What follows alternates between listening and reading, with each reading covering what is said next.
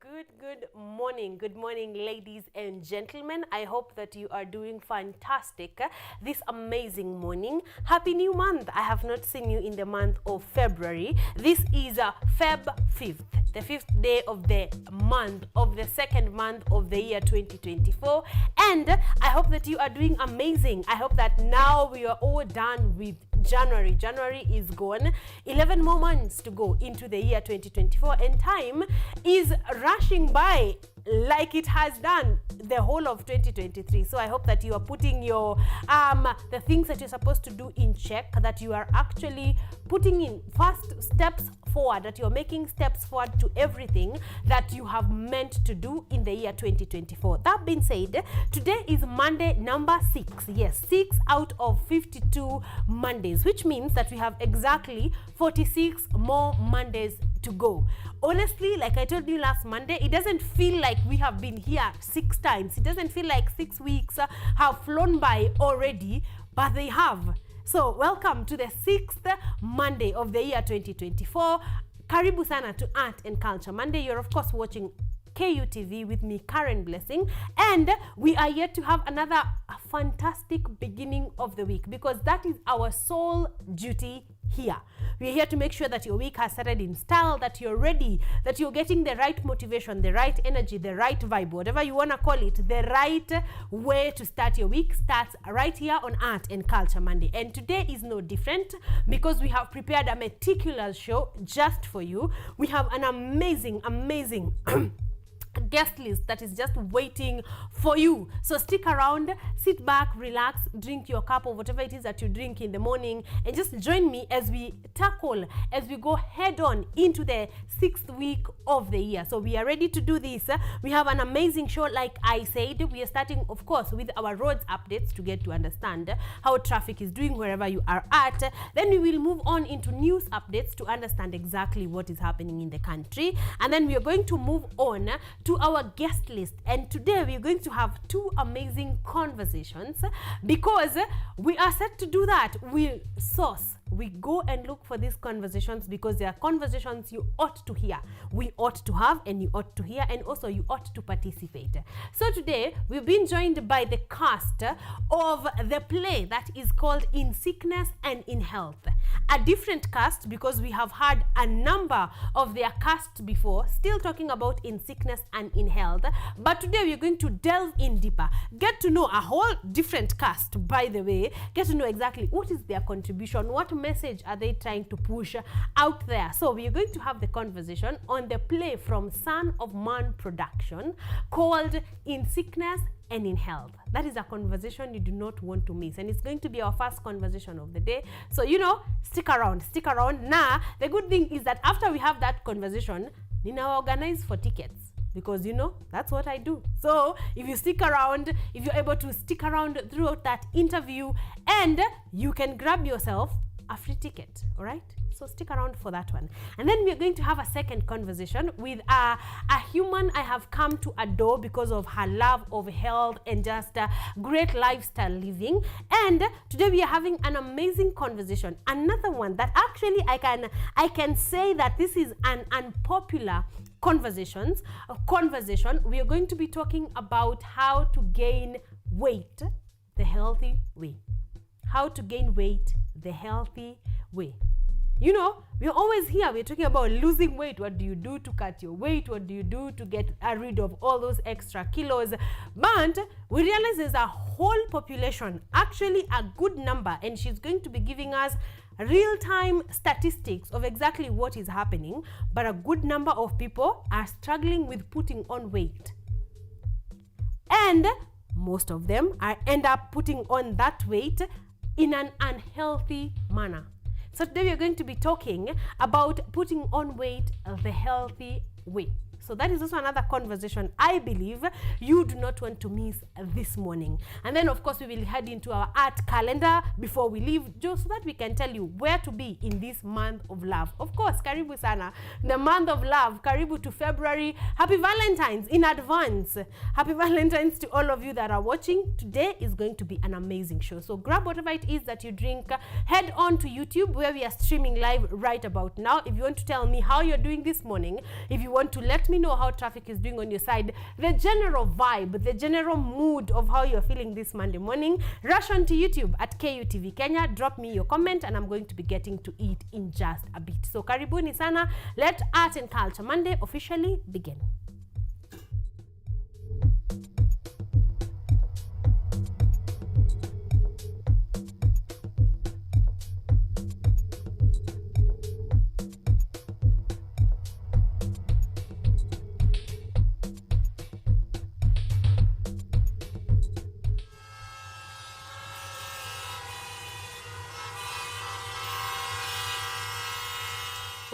Welcome back, ladies and gentlemen. We want to take a look at our roads this morning. I want to understand exactly where is traffic at, where is it not at, so that we can all be on the same page. Of course, we do this courtesy of Mathri Route on X. So Kimbia Tu Pale, they give instant updates about how the roads are doing, and we are grateful to be part and parcel of exactly what happens at Mathri Route on X. So moving on, let's see. There is traffic along Ruiru, along the eastern bypass. If you're using, if you're at Ruiru headed to the eastern bypass, there's a bit of traffic right there, so you may be taking some time. Thika Road this morning, not great. Traffic starts at Allsops. Huko ni mbali. At Allsops, headed all the way into the CBD. So if you're using Thika Road this morning, you might be taking a while, so please make time for traffic. Let's go on. Someone else is saying Waiyaki Way, Hatusongi, what's up? If you're along Waiyaki Way and you can tell me how traffic is doing on that side, I'd like to know what is happening, because as of now, there's a bit of a snail up right there along Waiyaki Way as you're headed into the CBD once again. Let me see another one. Yes, traffic along Thika Road this morning is not great. From Allsops all the way to the CBD, so you may be taking a minute or two right there. Someone is asking, niulize hii jam ya kutoka Kitengela to town every day, what is happening? So yeah, if you're moving from Kitengela to the CBD, again, you might be using some time. Someone else is saying this way, Waiyaki Way. Again, there's a bit of Waiyaki Way has traffic this morning. Thika Road has traffic this morning. If you're going from Kitengela into the CBD, there's also a bit of traffic. And Mombasa Road is not better because there's a bit of traffic. They're moving pole, but there's a bit of traffic along Mombasa Road. So also, you might be taking a while. All the major roads that are headed into the CBD this morning are experiencing some type of traffic. Okay, so if you can make some time, and of course keep me updated as the day gets better. Let me know if that traffic situation is going to improve, and the easiest way to do that is running to YouTube, where we are streaming live right about now. Drop me your comment. Even if you're not headed into the CBD, I'd like to know which part of the country are you watching us from, and how is traffic on that side. But that is about it, courtesy of Mathri Route on X.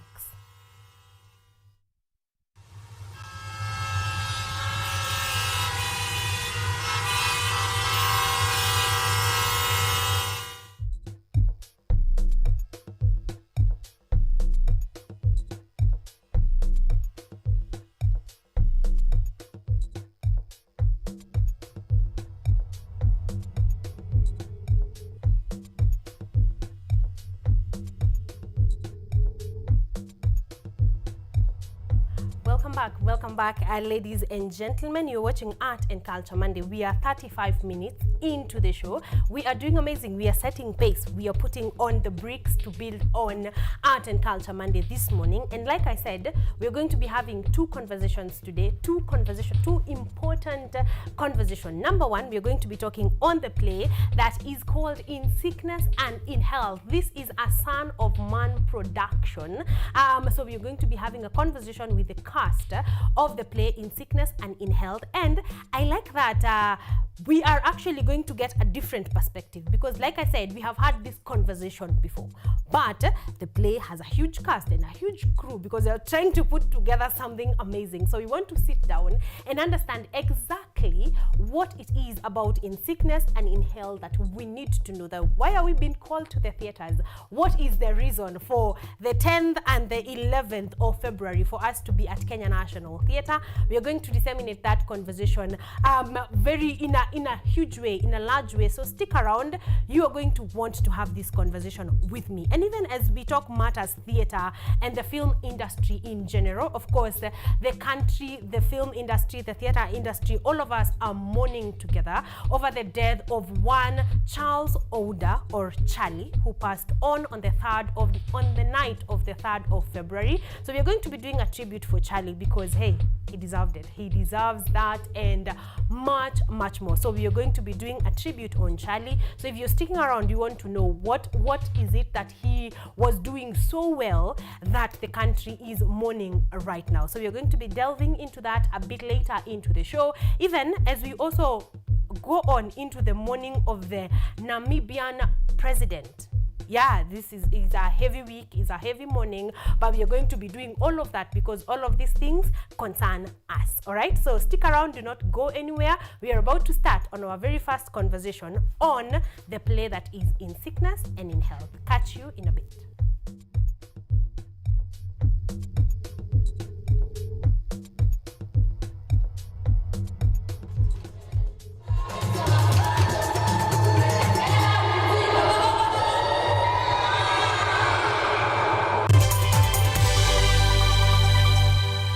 From the farm to the consumer, we explore agribusiness opportunities right here with you.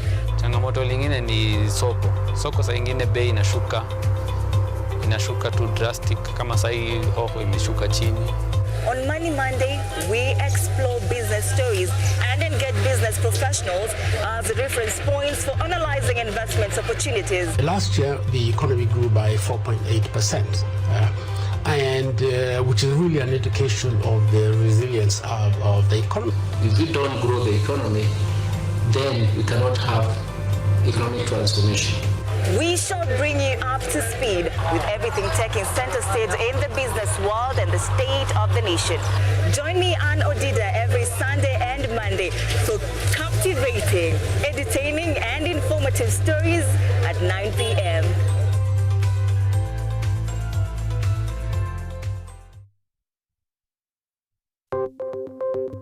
Maelfu na maelfu ya wahamiaji wakiwa na watoto kutoka nchi za Amerika ya Kati wanaendelea kuwasili kwenye mpaka kati ya Marekani na Mexico. But folks, I'm going. Thank you very, very much. I appreciate it. Thank you. Ni habari kutoka pembe zote duniani. People pasi vuguvugu. People pa ni idea. Tazidi ananyonya, hanyonyi vizuri, anakuwa hayuko comfortable. Jeshi la Jamhuri ya Kidemokrasia ya Kongo linapambana na waasi wa ADF. Wanatoa wito kwa mashirika, makampuni na vile vituo vya uchukuzi. Mambo mengi yatakwenda kama yalivyopangwa. Hapa ni kuna mmoja wa viongozi wa chama cha wavuvi katika eneo hili. Zaidi tunajaribu kuwapa chanjo ili ina boost ama inanyanyua kinga ya mwili, hiyo inaenda kupelekea kupambana na virusi. Ni duniani leo, Jumatatu mpaka Ijumaa, moja kwa moja kutoka VOA Swahili, Washington DC.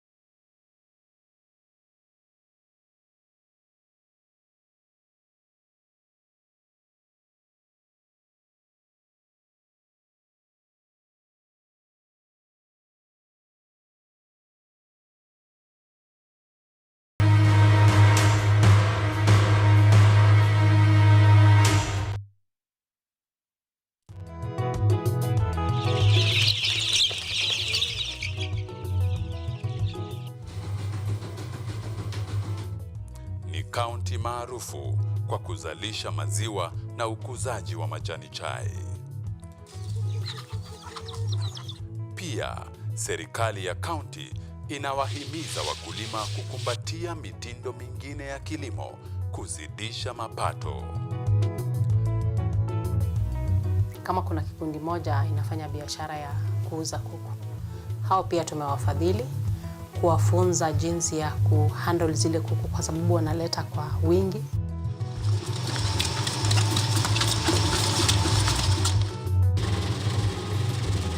Haya yote tunakuletea katika Boresha Kilimo, toleo la kaunti ya Bomet. Kilimo ni nguzo kubwa kwa ujenzi wa taifa.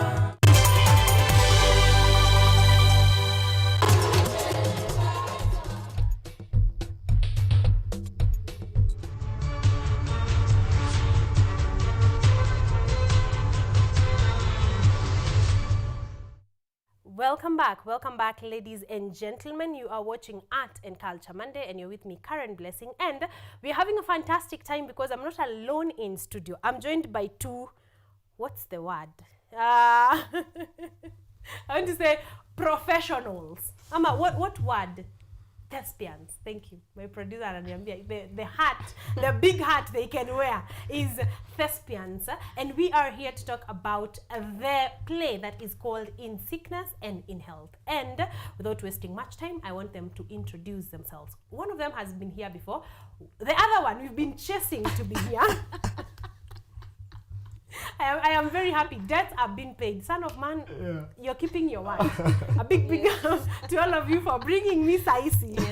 Because I have looked for him. We have looked for him. So I want you guys to say hi. Let's start. Ladies first. Tuseme ladies first. Leila, please salimia watu wako home. And let's start this. Good morning. My name is Leila Wangare, but I'm mostly known as Kare. I'm from Son of Man Production, but I'm also a chef, I'm a writer, and I'm a lover of music, and I also love art. Ooh, yes. Yes, like I said, the heart is thespian, like creative on very many platforms. Karibu sana Leila. Asante. The last time you were here, we were talking about Before Drums of War. We were talking about Paramore. Yes, we were talking about yes, Paramore. Yeah. Karibu. Welcome back. Asante sana, Karen. It is good to have you or to have a different conversation. Yeah. And I am glad. And Paramore was amazing. Yes, so in case you missed it, this is where you should go and pay your debts to watching the next play that Son of Man is bringing our way. Saisi. Yes. Finally, brethren. Finally. What can I say? Good things come to those who wait, right? Yes, and good things have come to us. Amen to that. Yes. My name is Saisi Karambuka, or Peter K. Saisi. Yes. I am an actor with Son of Man Productions. I am also a poet, a writer, and a lover of art, basically an artist all around. Exactly. That is the word I was looking for, artist. Yes. Because you are artists in every way and form. Yeah. Yes, be it music, upeleke Leila kitchen. She's still doing her thing. It's an art. Yes, it's an art in general. Karibuni sana. I want where do we start? Saisi. Yes. When did you get into theater and film and just performing arts? My goodness. I have always been a performer. Yeah. I'd like to say ever since I was born. I think I came into the world kicking and crying, literally, and performing. Yes. So all through high school and primary and all that. But professionally, it's been 10 years now. Yeah. I started in 2013. I think professionally around 2014. Yeah. And here I am. 10 years is a long time. I know. In any game, 10 years is a long time. Yeah. Recap in about a minute how 10 years have been. Oof. Goodness. Speak. Just one thing from every year. One thing because it's a lot to ask. That's a loaded. It's a loaded question indeed. I must say that coming up through the ranks, I really desired to work on stage. Yeah. And getting into the industry, realizing that there were so many challenges, financial challenges, not enough shows, not enough work, when you're starting out. Yeah. But the joy of the work keeps you going. Yeah. At the end of the day, I like to look at it as my assignment, as my purpose, so to speak, to tell stories and to to share with my audience, make them feel that whatever it is that they are going through, they are not alone. So yeah, that's the one thing that I'd say I enjoy the most about what I do. Yeah. That sums up a good 10 years. That drive is everything. If that is the whole purpose of where you're here, you guys should see Saisi on stage. You will know that he was born to do this. Do you know, I have seen a couple of the plays you've been in, but when I was really sold, we were at Paramore, and then you gave a snippet of Drums of War. And I was almost like, where are we paying that next ticket so that we can come back, you know, and see what. So you guys, you do not want to miss a performance by Saisi. He gives it his everything. Thank you. He's all. So a big congratulations. Thank you so much. You look like 10 years on stage. Thank you. Yes. You look. I clearly look that good. Thank you. You're welcome. You look like this guy has done things over and over and over, and he knows what he's talking about. Leila, let's go back. Hapo kutoka Paramore. Wait, were you part of the cast of Drums of War? Yes, I was. Yes. How did you like that performance? What? Drums of War. Oh my God. You see, I think you remember a conversation that we had when we told you, since the play was back in the 1950s, around the colonial period. I know for young people, of course, we were not there during that time. So it gave us that feeling that, oh my God, whatever my grandmother was talking about, it's actually something that happened, and these people actually went through trauma, and we are always busy blaming these people. Oh, my grandmother was like this, my grandfather was like this, because these are the same people who actually raised our parents. Now it actually helped me understand why our parents are the way they are, because they were basically raised by people who are traumatized, by people who actually fought for independence. Because at what time were they supposed to take care of their kids? I know. And they were fighting. So that one for me was a roller coaster. It was a roller coaster of emotions. We actually had to go and de-roll after that whole play.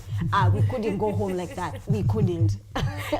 And we are going to delve a bit deeper into de-rolling, because that is I put a star on that question because it came up I think last Monday from another cast that we had an interview with, and it hit me. It's actually a big deal. Like de-rolling is actually a big part of being a great thespian, of being a great actor, of being a great actress. You need to know how to take off that coat and go back so that you can also put on another coat. Yes, and the thing is, if you're from Son of Man, you know you keep going. Like you're always moving on to the next. So we're going to talk about that in just a little bit, but allow me to do this. So you were in Paramore, you were in Drums of War. You have been in any other play from Son of Man? Yes, I was in Lady in Red, Part 1 and Part 2. Yes. How have you liked the experience, specifically working with Son of Man Productions? Because there are a lot of productions in this country. How have you liked, and what do you like exactly about working with Son of Man Productions? The thing I love about working with Son of Man is about the growth. Actually, as we were coming, I was telling him, oh my God, this year we have actually begun with a bang, because we have been all over the place, advertising, doing this, doing that. So we were telling each other, we are just amazed with the growth, because I can guarantee you, Son of Man is not the same way it was last year, and it's not the same way it was when we did Lady in Red. So you can actually see the growth. You can actually see the progress of the director, of even the cast member. There's no cast member of Son of Man is actually the same. Because there's no you can work with Marvin Kibicho and remain the same. Like you can't. You can't. So it is challenging. He has a way of that man basically looks at you and he writes a role that forces you to get out of your comfort zone, which of course as an artist, it helps me grow and I cannot complain about it. So for me, it has been a roller coaster of emotions, and I have grown, and I am glad to be in Son of Man. So a big up to Marvin Kibicho and the whole fraternity of Son of Man Productions. You guys, your cast is saying you're doing an amazing job, and because many times we may not get Marvin Kibicho here, we may not get the actual people that are pushing behind Saisi and behind Leila. We just want to say you guys are doing a great job. From if the plays that you put out are anything to go by, you guys do a great job. Thank you. Yes, okay, let's go back to Saisi. Before we delve into the conversation of the day, you're also a poet. You're at what point along the way did you realize? The way, yes, a published poet. That's a big deal. Thank you. I have always wanted to write. Yeah. Let me say I've always had an intimate relationship with stories. Yeah. Always wanted to read stories, listen to stories and tell them. Yeah. I was always the storyteller in class. I was always the one gathering people around to tell them stories. Wacheke and then nienda kusoma usiku. But I think finding my way into poetry, I was looking for a shortcut, so to speak. Yeah. Since I wanted to be a writer, a prose writer, Yes. but I discovered that poetry was like a shortcut to refining my skill. So it was a happy accident. And when I fell into it, I discovered that I could express myself, I could express my deepest, darkest fears, vulnerabilities in a way that I wouldn't in normal conversation. Yeah. But poetry gave me that space to just go wild and express as fully as I could. Exactly. And just grew from there. And meeting now the spoken word element of it, also another happy accident. I was just writing and writing and writing, and I had them replaying in my mind. So in campus one time, first year, I just stumbled upon some people with guitars singing and doing things. I was like, what's happening here? And they told me, we're doing art. Oh, I have a poem, can I do it? I'm like, yeah, do it. And the rest is history, you know. But yes. Well, a big one. my producer is on fire right now. Yeah. He's had you talk about Spoken Hearts, Yes. and he is a big fan. Oh, yeah. Like, yes, you should see him. Honestly, he's actually, I think, the biggest art fan that I know. Yeah. You're doing amazing art. You and him, same what's up. Yes. So you met Spoken Hearts, and you stumbled upon spoken word poetry, and you've been doing it since. Can we hear something? It would be a great thing to have you here. I know we're here to talk about sickness and in health, and I'm gonna give you your airtime for that. But yes, it will be a great disservice. It would be a great disservice to everybody. And you actually owe her one. Thank you. I actually do. Please do. Yes. There's only the one. It's so many 2s and 3s and 4s. And I have had my fair share of the proverbial frogs that I kissed in equal passion and measure. They left my tongue sour and my heart bitter. But maybe it took me this freckled grave sourness for me to appreciate this overwhelming sweetness that life now gives me through you. And even in the life, after this life, I would still choose you. You are my rising sun. The musings of my heart and the music of your soul are the rhythm to the harmony that is our love. So let me love you. Let me love you until I get to say I know how it truly feels to have loved someone because I loved you. And when the time comes, let me kiss you as though I am dead and your lips are my second chance at life. Yes. Lord, you see, are you understanding where it would have Also, is this Valentine inspired? Like, are you? Well, Najua hii mwezi. This is the month of love. Oh my goodness, this is it. Let me say this. Being that I'm just fresh off of my birthday, just literally yesterday. Thank you so much. I'd say in as much as it's Valentine's season, I personally am entering into a season of loving myself. Yeah. You are your own Valentine. I am my own Valentine's until the Lord speaks, and I hope and know He will speak soon. Yes. So he led to that. He better. And a lady should be on the receiving end of the action from those words. You know, it's not just the fair. lines, the action that follows the lines. It should be. But yeah, that is just a taste of what Saisi is able to do. Just, you know, ni vizuri tu, just to give you a snippet of what these artists are actually able to bring. Na hiyo ni saa hizi. Ukimpatia 3 minutes, akona zingine kama 8. Tutaishi hapa.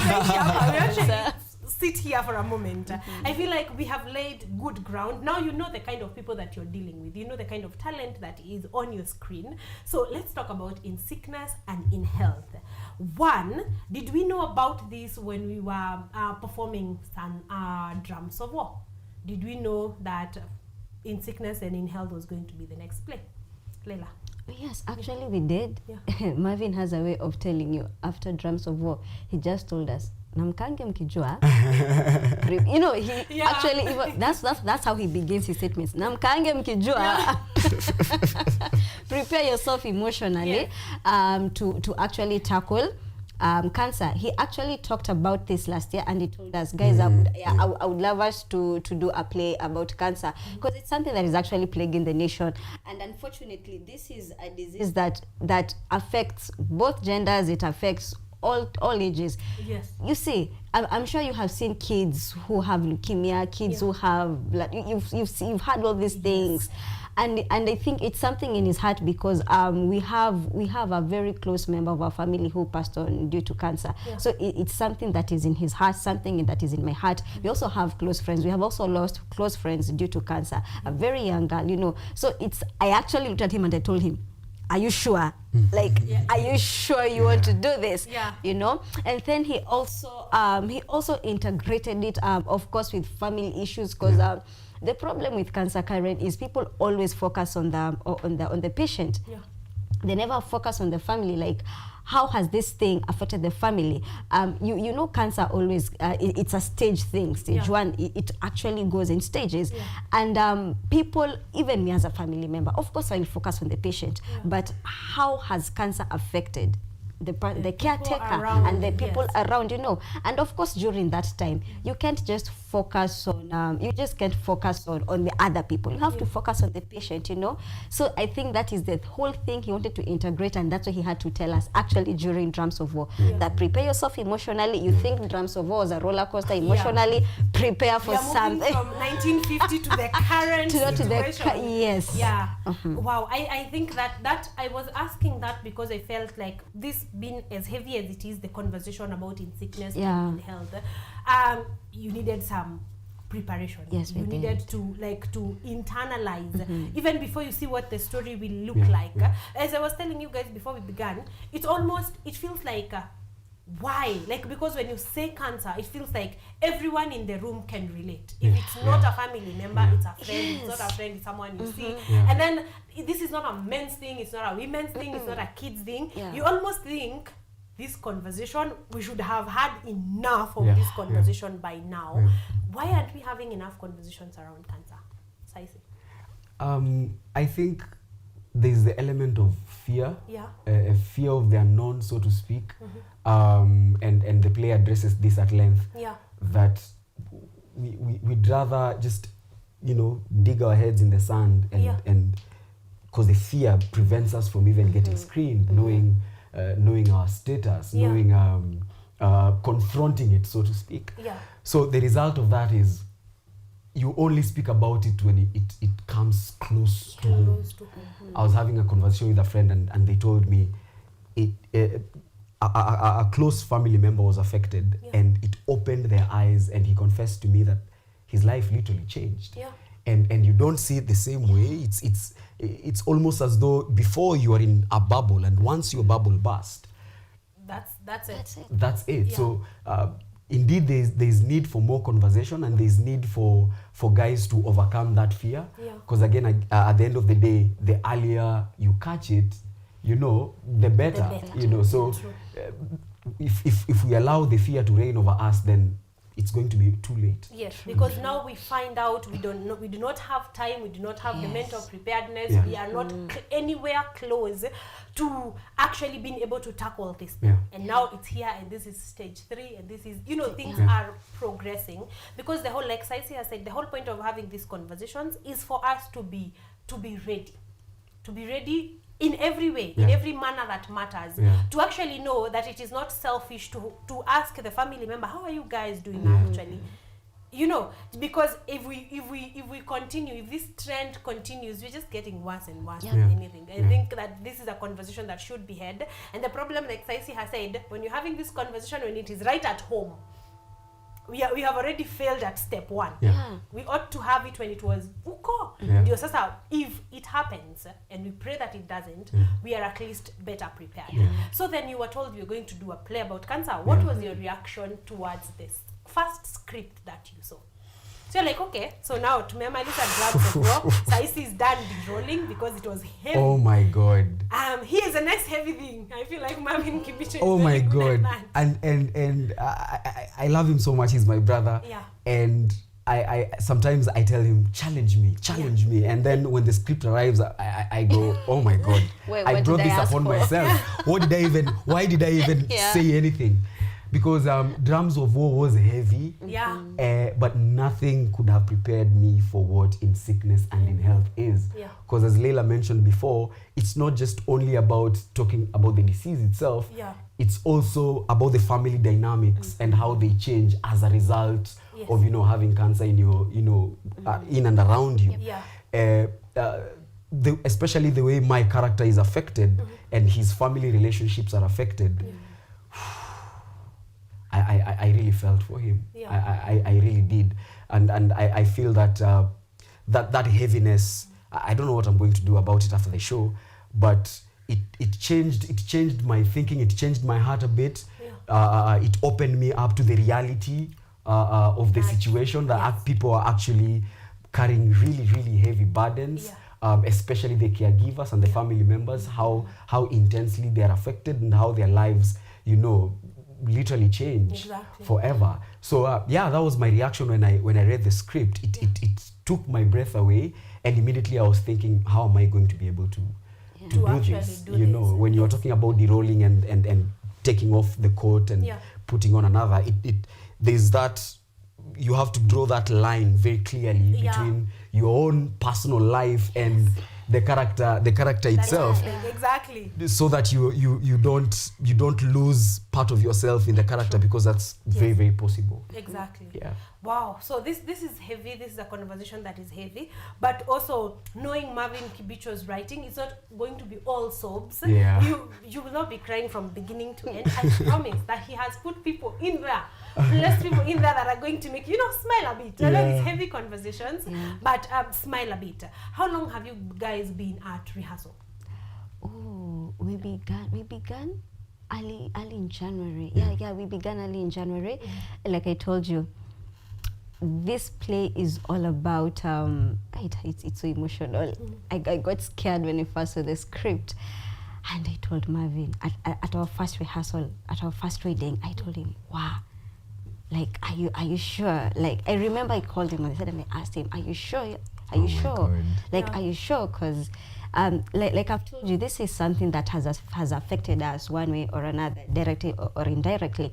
And just like Saisi told us just one bit, I can't. Do you remember that time that HIV was like a serious pandemic in the country? You remember how people did not want to talk about it at all, and then now the stigma around that conversation. People didn't want to go get treated for HIV. People didn't even want to take the measure that they're being asked by doctors. You know, now, if you're going to go get tested, it does not mean you have it. You know, it's just to be safe. I'm thinking it's like a repetition of what we had of that. You know, during the last time when I was preparing for this conversation with the other cast, it brought back that feeling in real time. Because it almost felt like I don't know whether it's just me or you guys, when we were younger, when those HIV conversations were being had on radio on afternoons. I don't know why it was just an afternoon. It's so sunny. It's so now we're talking about HIV. Like, it was so traumatizing just to even hear the news. But over time, like, look at us. We have come from so far. Yes, I mean, we might not still be there, but the fact that now we can actually talk about HIV and actually have that conversation without the stigma around it feels like a breath of fresh air. So if we can do the same for cancer, we are going to do this. And this should be even, I don't want to say easier, but HIV had its own difficulties because of even the way you contract HIV. Or there was all that stigma that for some reason cancer does not carry. Like the way that you get cancer, it's very different from the ways that were listed, you know, the long list of HIV. So I think if we can be able to have this conversation at depth, we might actually be able to help. As you have mentioned, this conversation is tackling a lot about the people surrounding the person that has cancer. Are we dealing with what is going on with the person that has cancer themselves? I think the writer was very intentional about alluding to the person who's dealing with the cancer itself, but mostly showing us how that journey was affecting their immediate family. So the play focuses really about the guys who are surrounding, you know, the patient, and not really much about the patient themselves, but giving us the idea that as a family we have a responsibility to even make sure that we know our status as early as we can, or as often as possible, getting these frequent checks, making sure you're in shape, making sure that if anything is caught, it is caught early and therefore can be dealt with. So my character is dealing with the fact that he could also be affected. He could also have the cancer itself, but now the fear of it being a reality, and also him seeing how it has affected the family member. He's between a rock and a hard place. But then again, the only way to go for him is, you know, to seek out the truth and confront this monster head on. Exactly. You know, and this is why I have endless love for Marvin Kibicho, because I feel if we are to progress the conversation on cancer, it's not really patient-based. It's us that are around, it's us who are affected. The people to have these conversations are most likely the people that are closest, and not necessarily the patient who is diagnosed with the disease. I think that was a brilliant take. Looking at it, I was almost, because I was like, okay, are we talking about the person who has cancer, what is going on with them, or the people around? But if our goal is to advance the conversation, the people around are a better angle than the patient themselves. Okay, so you have been in rehearsal for quite some time. How was that whole experience with cast and crew? First of all, it's always awesome to see the gang back again. When you finish one play, it's always such a, you know, climatic experience, and after everyone is gone home, you're thinking, okay, when is the next one? I want it, I need it now. So when we had the confirmed dates and we had the confirmed rehearsal dates, excitement first of all. And then now reading through the script together, the early days of rehearsal, everyone just gasping and sighing just for the heaviness of the script itself. But I think it was more excitement in terms of we have something in front of us that is going to challenge us, and it's going to expand us as artists and also as human beings, because it's expanding our capacity for empathy, you know, because there's no way you can walk that journey and remain the same. And after even experiencing the script, you now have a greater respect, a greater understanding for guys who are dealing with the same. So I think us being a family, a Son of Man, always makes the story more than just a story. It's not now just about the play or the theater experience itself, but it's about who we are as human beings, and how much we can grow and even help each other and help other people, even from our audience, become better human beings. You know. Exactly. So when you attend this play, you're not just going to you are going to relate. You are going to come out of there with a very changed perspective, or a different perspective, or a bettered perspective, because I think it gets worse. Like the immediate affected people are clueless about what they are dealing with. Their friends that are supposed to be the support system of these direct people are even more clueless.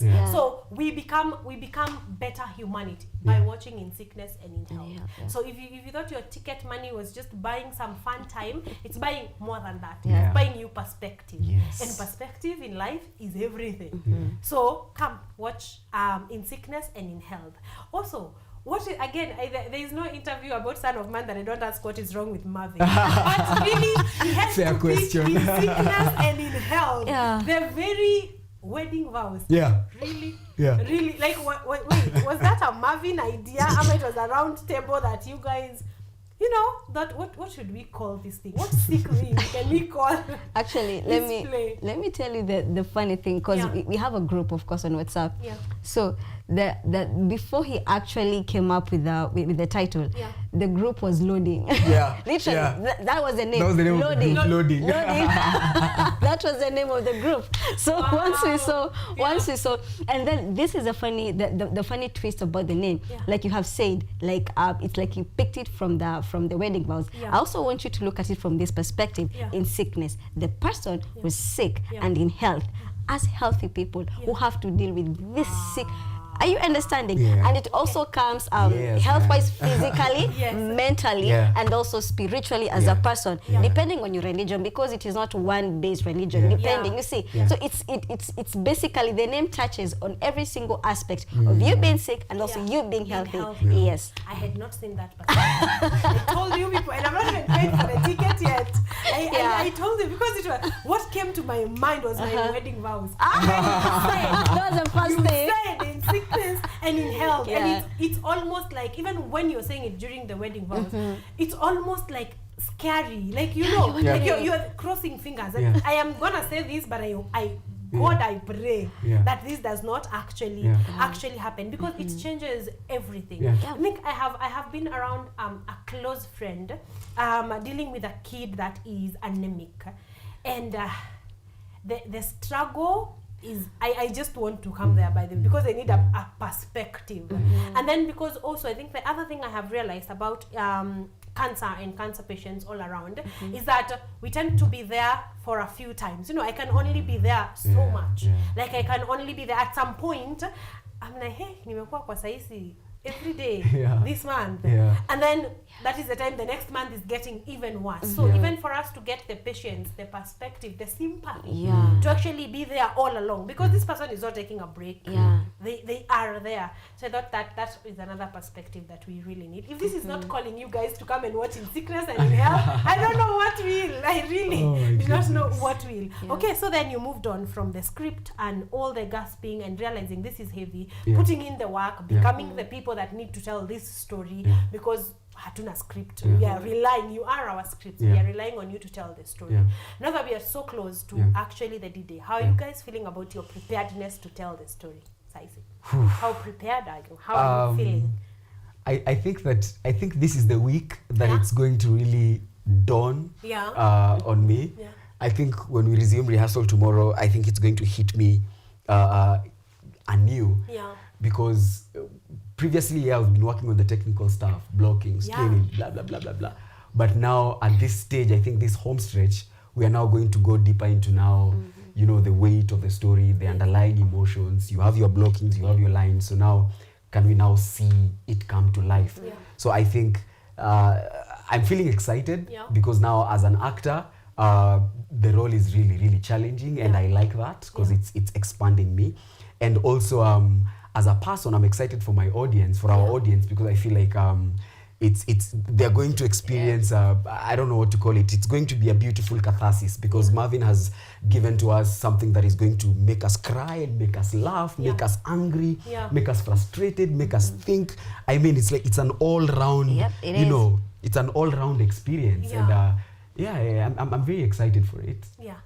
I'm also excited. I feel like if you have an emotional wheel, you just spin. Whatever emotion you land on, it's gonna be there. It's going to be on in sickness and in health. Leila, how are you feeling about your readiness to deliver? Honestly, let me tell you, honestly, Karen, I'm scared. Let me tell you, I'm scared. I'm scared happy. You know that scared happy kind of feeling? Because I really want to do. I really love my role, because it's a firstborn daughter role, and we all know how firstborn daughters what they go through, especially in our African society. So oh my God, I'm scared. I'm not gonna lie to you, but I'm excited. I'm excited at the same time. I can't she can put it to words. You have to come and watch in sickness and in health to really understand. I forgot to ask a very important question in relationship to the show. What roles are you guys playing? Oh, I'm playing Diana, the first daughter of the family. Okay. Yes. I have the misfortune of playing Elfas Wangombe. Mr. Elfas Wangombe is also the firstborn of his family. And I don't want to spoil anything. Yes. That's the only thing they're telling you. Relationship. That's the only thing they're telling you. I'm going to find a clever way to ask these questions. I'm going to find a more clever way to ask these questions. But till I do, that is what we have from In Sickness and in Health. We know we are talking about matters cancer and how to handle the whole situation.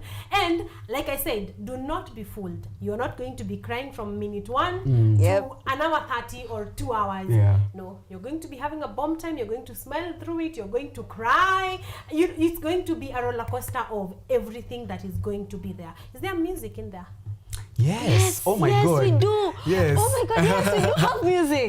Yeah. We better, because I feel like you need to kidogo kutu console. Oh, yeah. Don't worry, We have some music, awesome we have songbirds. poetry. We have poetry. Yeah. Yes. Poetry. Yes. Yes, we do. Yes. Sawa. It's a proper buffet. Yeah, proper buffet. If you're a plays lover, you know it needs to be a mix of, you know, it's not every play, because every play has its own nature. But the ones in a while where you get the buffet of everything, that's like the best served meal. So I want you guys to tell us the where, the when. And no, before we talk about that, let's talk about derolling. How do you guys go about derolling? Probably we will take from the examples of Drums and of War and Paramore and Lady in Red. But how do you guys go around about derolling? Oh, we literally hold a party. Yeah. Literally, we come together, we cook together as a production, because basically we have become a family. We basically just choose one place, we come, we cook, we play games, we actually talk about our roles, how they affected us as people, and then that's the good thing about derolling is you even tend to know more about your cast members, because we have this thing that I'm just working, this is just my co-star. After I am done with this production, I'm not working with them again, or even if I work with them again, until next time, you see. But the good thing about derolling, it also helps you see the perspective of your co-star, of other artists. Like, so this is how you go about this, this is how you go about this. And I think that togetherness, especially as artists, since we understand each other, it helps you, it helps you relieve you of that burden of life, that burden of the industry, and you're just yourself. So we cry a little if you have to cry, we laugh a little if we have to laugh, we play games, and by the time we are done, like I should be called to those derolling things. The emotions you guys live here in studio. You also need to come for one of them. Yes. Okay, Karen, get over it. We are moving on. Oh Lord, we are sorry. Move on already, because of the picture I have of Isis from Drums of War. I think I have to attend. You should. Sickness health, and then he traumatizes me with another image. And you see, we go on and on. So I should be called. Why is derolling important to an actor? And without it, do you think it would affect the next roles that come around? I think that first of all, every actor has a different way of working and has a different way of getting into character and things like that. But from my own personal experience, it's you could either use the experiences of the character to display whatever emotions you need, or you could borrow some of your own experiences from your own actual life to now bring you the emotions you need. But whichever path you choose, it's important to know not to cross over, because especially for Drums of War, there's a monologue there. I mean, he's a war veteran who's come back home, who's losing his family and all that. And when you get to backstage, you find yourself still crying. You're like, you're still there. It's over, the role is over, but for some reason, you're still there. You're still there. So I think it's so important to be able to see that line very, very clearly, so you don't lose yourself even as a person. You don't lose yourself in that character, you know, because he's a different character. He's not you. You have to also realize that, you know, his trauma is not your own, you know, because I feel like theater is spiritual in as much as all art is. Theater is spiritual, and if you're thinking about it even in those terms, then you really need to like detach and say it out loud that I am not him. You know, and I feel like that's the most important part of derolling, so you don't lose a chunk of yourself. Exactly. Because you know, I'm asking this because I have seen many actors and actresses that they themselves might not be stuck in that character, but we as the audience kind of get stuck. If you mention Karen, you do not remember. What you remember is art and culture. So apart from art and culture, she has done many other amazing things. But for some reason, this is the one thing. So it keeps, you know, people keep referring to Saisi as the man from the 50s. You know, and I feel like we need to detach. So I like that you have a method, but also like Saisi has said, because the party is going to end. We're going to have a lovely time, but and Leila needs to find out how by the way do I take off that coat? Am I still intact? Exactly. Am I still intact? And actually, Karen, sometimes it takes quite a while. Like the Paramore role I played. Yeah. Do you know it took me a month?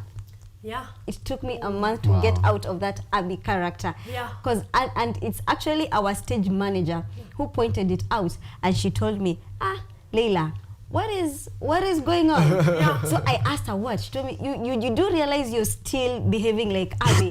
I was like, no, come on. We had that show like a month ago. So she told me, no, I need you to sit down. And she actually pointed out times that I have acted like that character. And I sat down, Karen, and I asked myself, wait a minute, that is not Leila.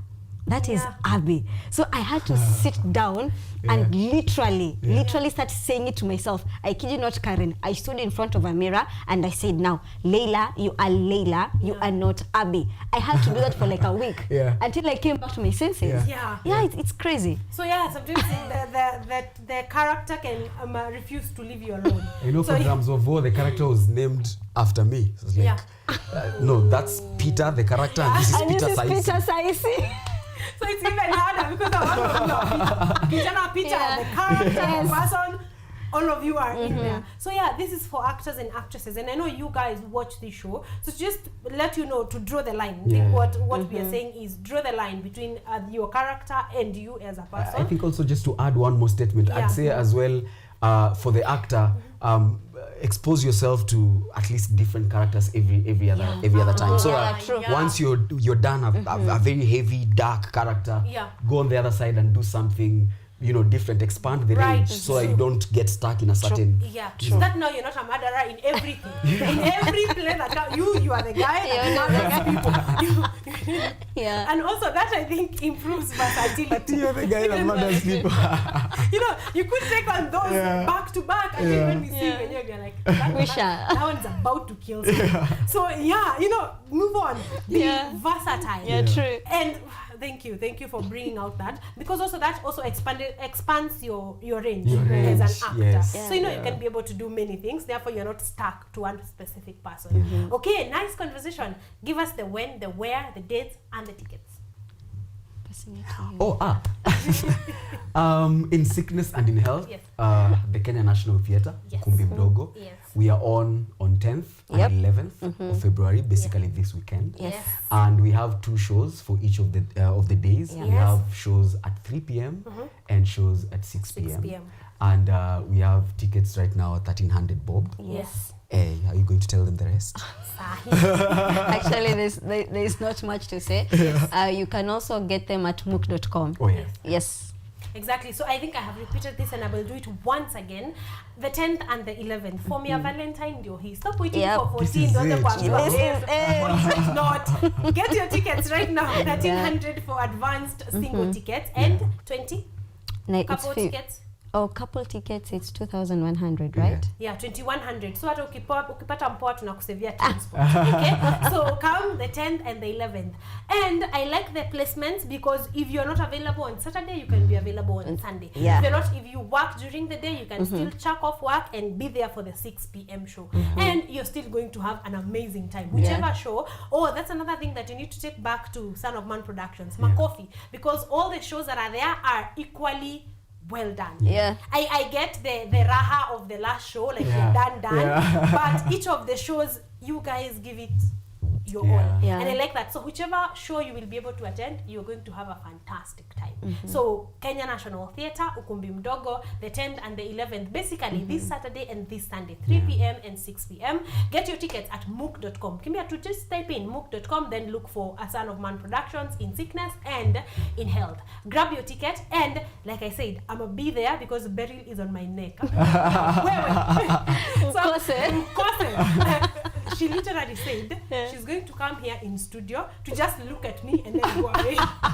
These are the people I'm dealing with. That is so good. They are sold to their art, and so for that reason we are going to watch In Sickness and in Health. So for me hii weekend ni hiyo. Could you kindly invite people as you give your social media handles? Okay. Leila. Okay, my social Instagram handle is Leila _Kare_. I'm also a chef, like I had said before. Yes. Tafadhali kujeni show. This is going to be amazing. I remember last time I told you guys I have to bring Saisi. Finally. And I have shared. And I've actually... The posters I have of Saisi coming to Oh my God. are very many. So he owes us every time Son of Man has a production and Saisi is in it. That is the one. That is it. Yeah, so karibuni show tafadhali. I can guarantee you're going to get something out of this. Yes. Spiritually, physically, emotionally. You might even get healed from trauma. So kujeni show. Karibuni. Thank you very much. Saisi. Guys, my social media handles, Yes. Saisi on Facebook, on YouTube as well. On Instagram, it's Saisi Poet. Yes. Of course, apart from acting, I do poetry. I have, we are hopefully launching the 3rd book. Yes. Hopefully before the year ends. Yes. So to close up the poetry series, the SCAD poetry series. Yes. Other than that, you come to the show, guys. I promise you're going to have a beautiful time. It's with family, and especially also being the Valentine season. Who knows, you might also meet someone. Come to. Exactly. you can find your insignment in the midst of all that. In the midst of all of that. Yeah. Have you guys realized Saisi just said you will get a book before the year ends? Saisi took October. He's behaving like we are in October. We are in Feb. Yes. So are you going to come around? We talk about your poetry? Oh, definitely. Yes. Could you make time and actually promise? Because also, apart from thespian, Yes. those are our other favorite kind of people. Yes. Spoken word artists. Yes. Just come. Acha tusome hizo vitabu tusikie vizuri. I think now in the presence of witnesses, basically the whole nation, I am promising that I shall come. Thank you. You are most welcome. Thank you so much. Let's listen to those amazing pieces that you have put down. And thank you so much for being part of Son of Man Productions, for agreeing to be, for lack of a better word, the guinea pigs to bring us in sickness and in health, for carrying raw emotions, for putting your lives in the line to tell a story. Thank you so much. You guys are doing amazing. Awesome. And like I told you, the best thing that you can do, the way you can rudisha mkono, is by getting that ticket. All right? Get that ticket, buy yourself a ticket, 1,300 bob. It is really not much. And then waka time too. So Saisi and I and Leila know umelipwa. We know you have money. So get your 1,300 bob, get yourself a ticket, and come to the Kenya National Theatre this Saturday or this Sunday, 3 p.m. and 6 p.m. Tickets are on sale right now at mook.com. So kimbia pale, but right about now we put a comma on our conversation, on our first conversation of the day. Thank you for being here. There is a bit of feedback. Let me get to it. Beryl is on.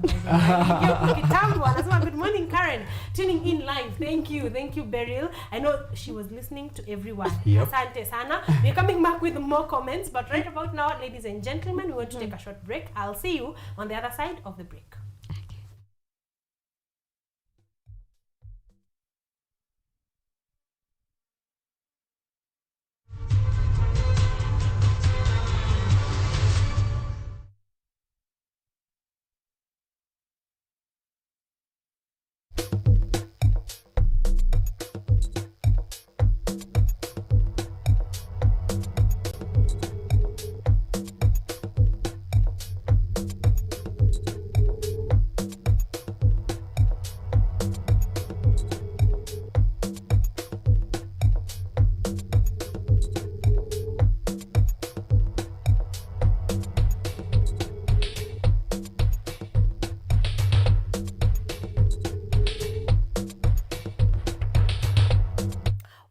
Welcome back, ladies and gentlemen. We are from having the thespians on set and talented acts from that are going to be bringing us in sickness and in health.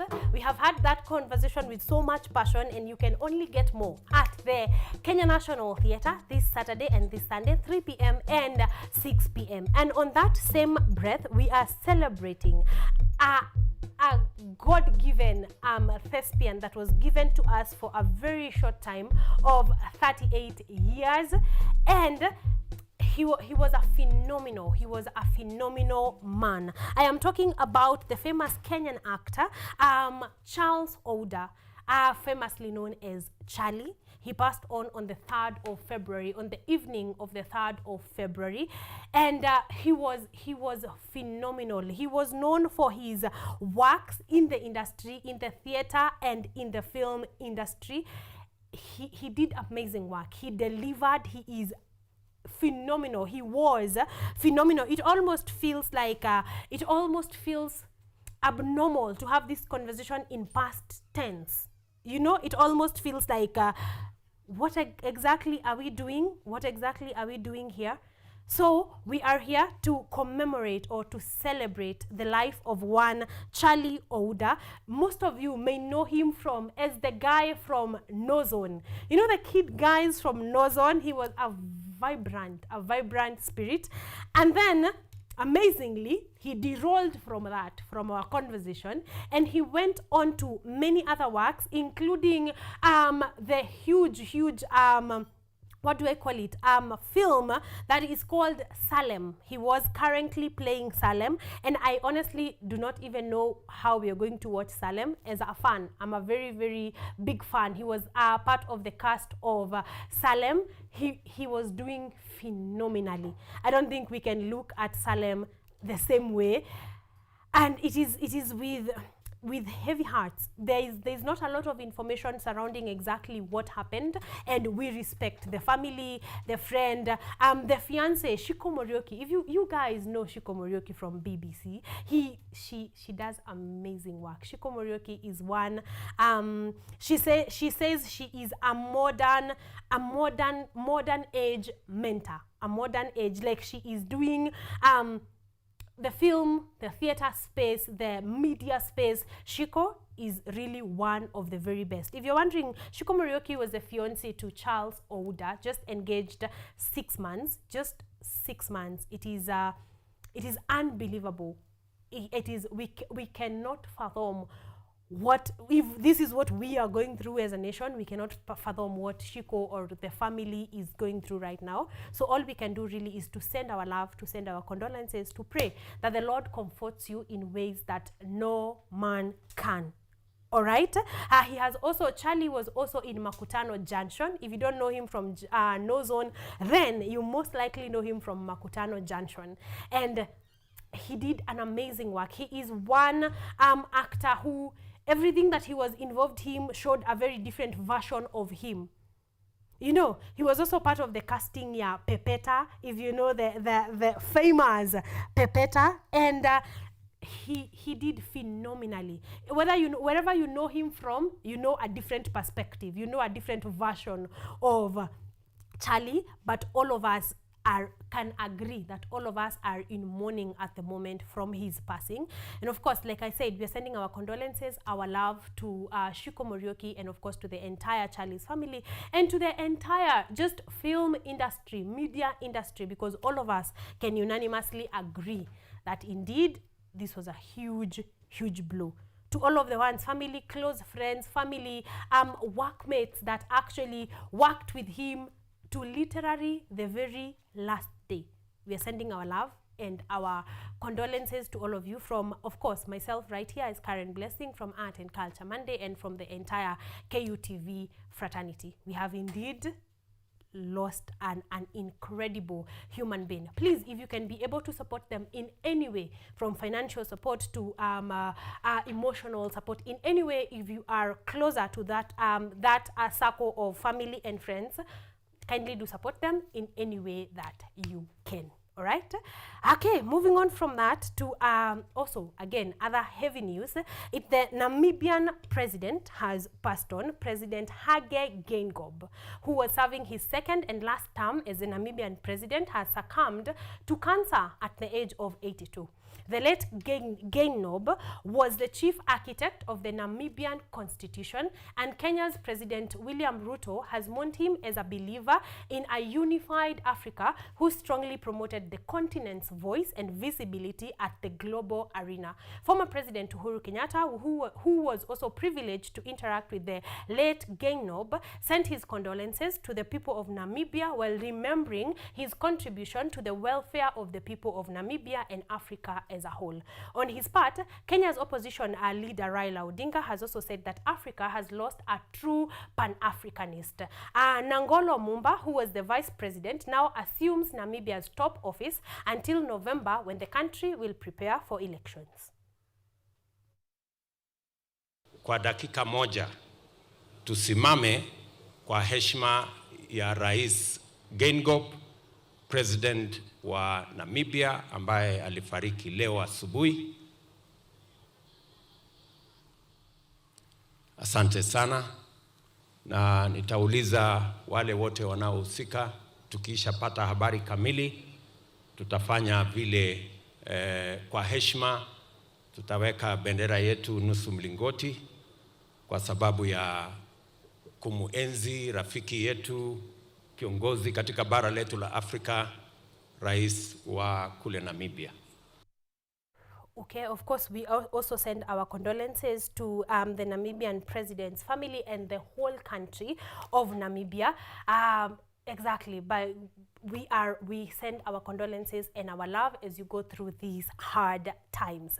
We are moving on, ladies and gentlemen, from that heavy atmosphere. We want to take a break from that, but when we come back from the break, we are going to be having the conversation on how to gain weight the healthy way. We are going to have, like I said, one of my favorite people. Her name is Fatma, and we are going to be having that conversation with her. So yeah, if you think half of the population wants to lose weight, the other half actually want to gain it, and that is the conversation that we are going to be having shortly. See you in a bit.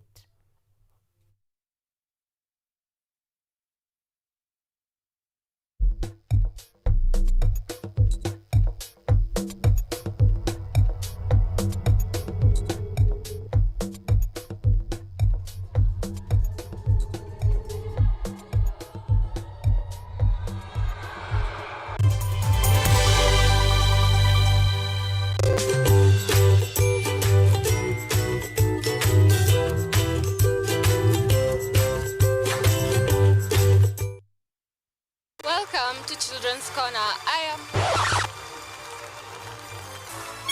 Welcome to Children's Corner.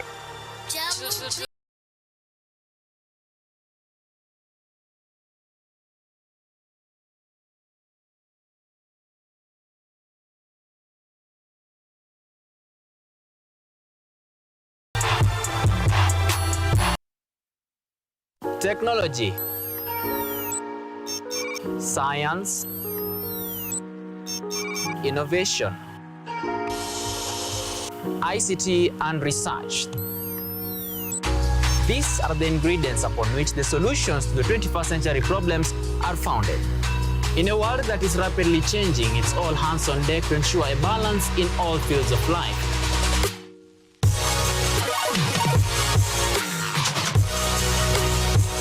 Women, young and old, are also in the front line, breaking the glass ceiling, becoming thought leaders in the larger tech space.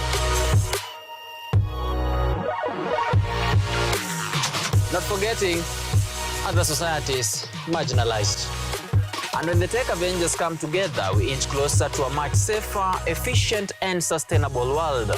What we view as a norm in today's advanced world was just an idea, and for nostalgic reasons, we trace back to the iconic days to bring you the retro tech. On Tech Innovation Show, we encapsulate all the pillars of the fourth industrial revolution, decoded in a language, all for one for all. Every Monday at 8:30 as we push the mantra, keep learning something new each and every day. Only on KUTV, a new experience.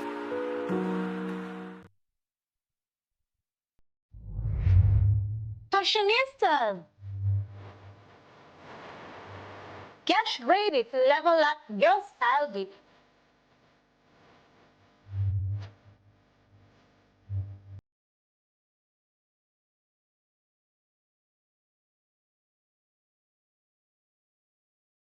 Tune in to Fashion Diaries every Monday at 8 p.m. with me, Ashi Asad, from Kia Hills to Snake Suits, with all the trends that will make you shine. Don't be left out. Join us for a fashion-filled adventure.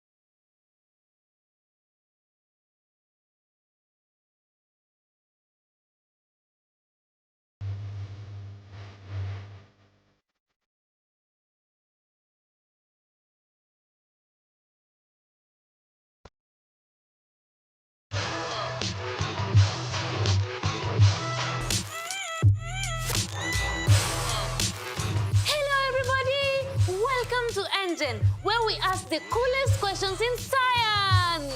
Let's go! Is yogurt really just rotten milk? Why do humans need sharks to survive?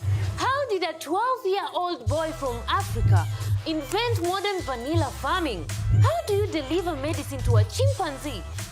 Can poop be useful? How can you save the planet by reducing air pollution? To help us answer these questions, we are inviting some wonderful guests from the world of science. They will enlighten you, make you hungry for knowledge, oxygenate your brain, and make your ideas flow. This is Engine Season 3. Let's go!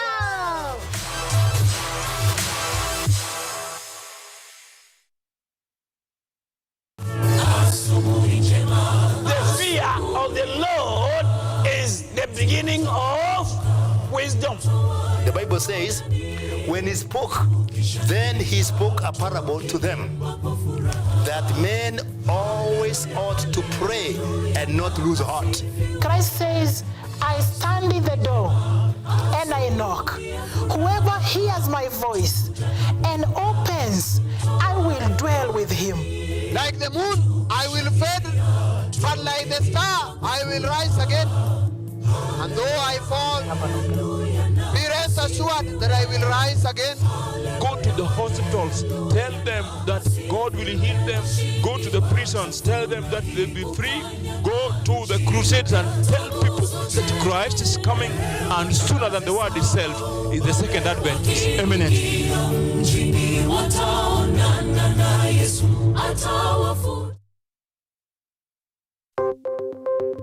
Maelfu na maelfu ya wahamiaji wakiwa na watoto kutoka nchi za Amerika ya Kati wanaendelea kuwasili kwenye mpaka kati ya Marekani na Mexico. But folks, I'm going. Thank you very, very much. I appreciate it. Thank you. Ni habari kutoka pembe zote duniani. Pepo pasi vuguvugu, pepo pani idea. Tazidi ananyonya, hanyonyi vizuri, anakuwa hayuko comfortable. Jeshi la Jamhuri ya Kidemokrasia ya Kongo linapambana na waasi wa ADF.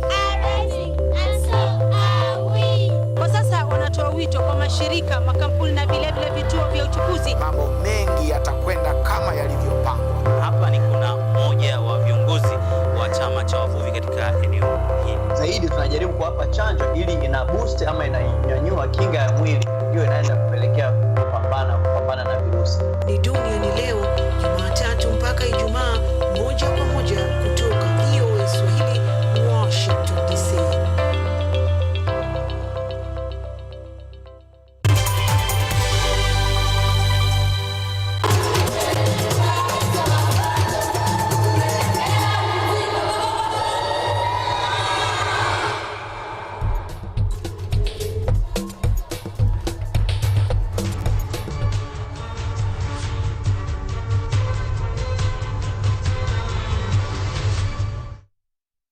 Welcome back, ladies and gentlemen. I hope that you're having a fantastic time. We are at 45 minutes past 8 a.m. and we are doing amazing. We are wrapping up the second hour. And like I told you, I have in studio one of my favorite people because of the work that she does. I just like Fatma's passion on health. Like this is not work, this is lifestyle. Passion, so this is passion. This is every day. This is the air that we breathe. Yeah. So I like to have conversations with Fatma. Karibu sana. Hi. Thank you. Is it too late to say Happy New Year? No, it's not. Yeah, it's never If too I have late. not seen you here, Happy New Year. We have to say exactly. Happy New Year to you. I'm happy to see you. I'm happy to see you too. Oh, thank How you. is your 2024? It's really good, and also I've been very intentional about how I spend my time, what I'm doing with everything, like even just helping people. I said this time I have to do it even more. I want to see more impact, and by the grace of God, it's going to happen. Exactly. Yeah. So the fact that you've made time for me and time for Art and Culture Monday makes me feel very special. I'm happy, and I'm always happy to be with you. Yeah. Last time I enjoyed our interview so much, so I was looking forward to this. I am glad you did, because so did I. I wanted to say hi to people at home. Tumeanza ni kama, we've been here 3 hours. Hi to everyone. I'm Fatma from Wellness KE, and today I just want to make sure that you learn healthy ways to gain weight so that you're not eating fries, suji mandazi and chapati and ruining your health. You can learn just a healthy way to do it. Exactly. Yeah. So like I was telling you right before we started, you are a brilliant mind. Oh, thank you. Yes, because all the conversations that we have around weight gain and weight loss and weight in general is mostly weight loss. I know. Yeah, because it's how we assume everybody is trying to lose weight. Is trying to lose weight. Like I told you guys, this is a conversation you do not want to miss. And this is the perfect place because like Fatma is going to mention, tumesema tu sahizi, there's a lot of stigma around weight gain. Yeah. But you are on TV, so you can literally just watch the conversation. You're going to get all the nuggets you want. We are streaming live on YouTube right now. If you could drop your comment in there. If you are there 10%, Fatma is going to tell us the statistics. But if you're the one that we are looking for, you who is looking to actually gain weight the healthy way, you are welcome. This is the conversation for you. But before we do that, I want you to tell me about the wellness organization that you run, so that we are not jumping ahead of ourselves. Okay, well, Wellness KE as a platform focuses on natural ways and holistic ways to be able to improve reproductive health. And we focus mainly on reproductive health, women's reproductive health, because we've seen that there's just a big gap. There's a lot of misinformation about women, learning about their menses, fertility, infertility, fibroids, PCOS and all that, and even hormonal weight loss and hormonal weight gain. Because those are things that affect so many women.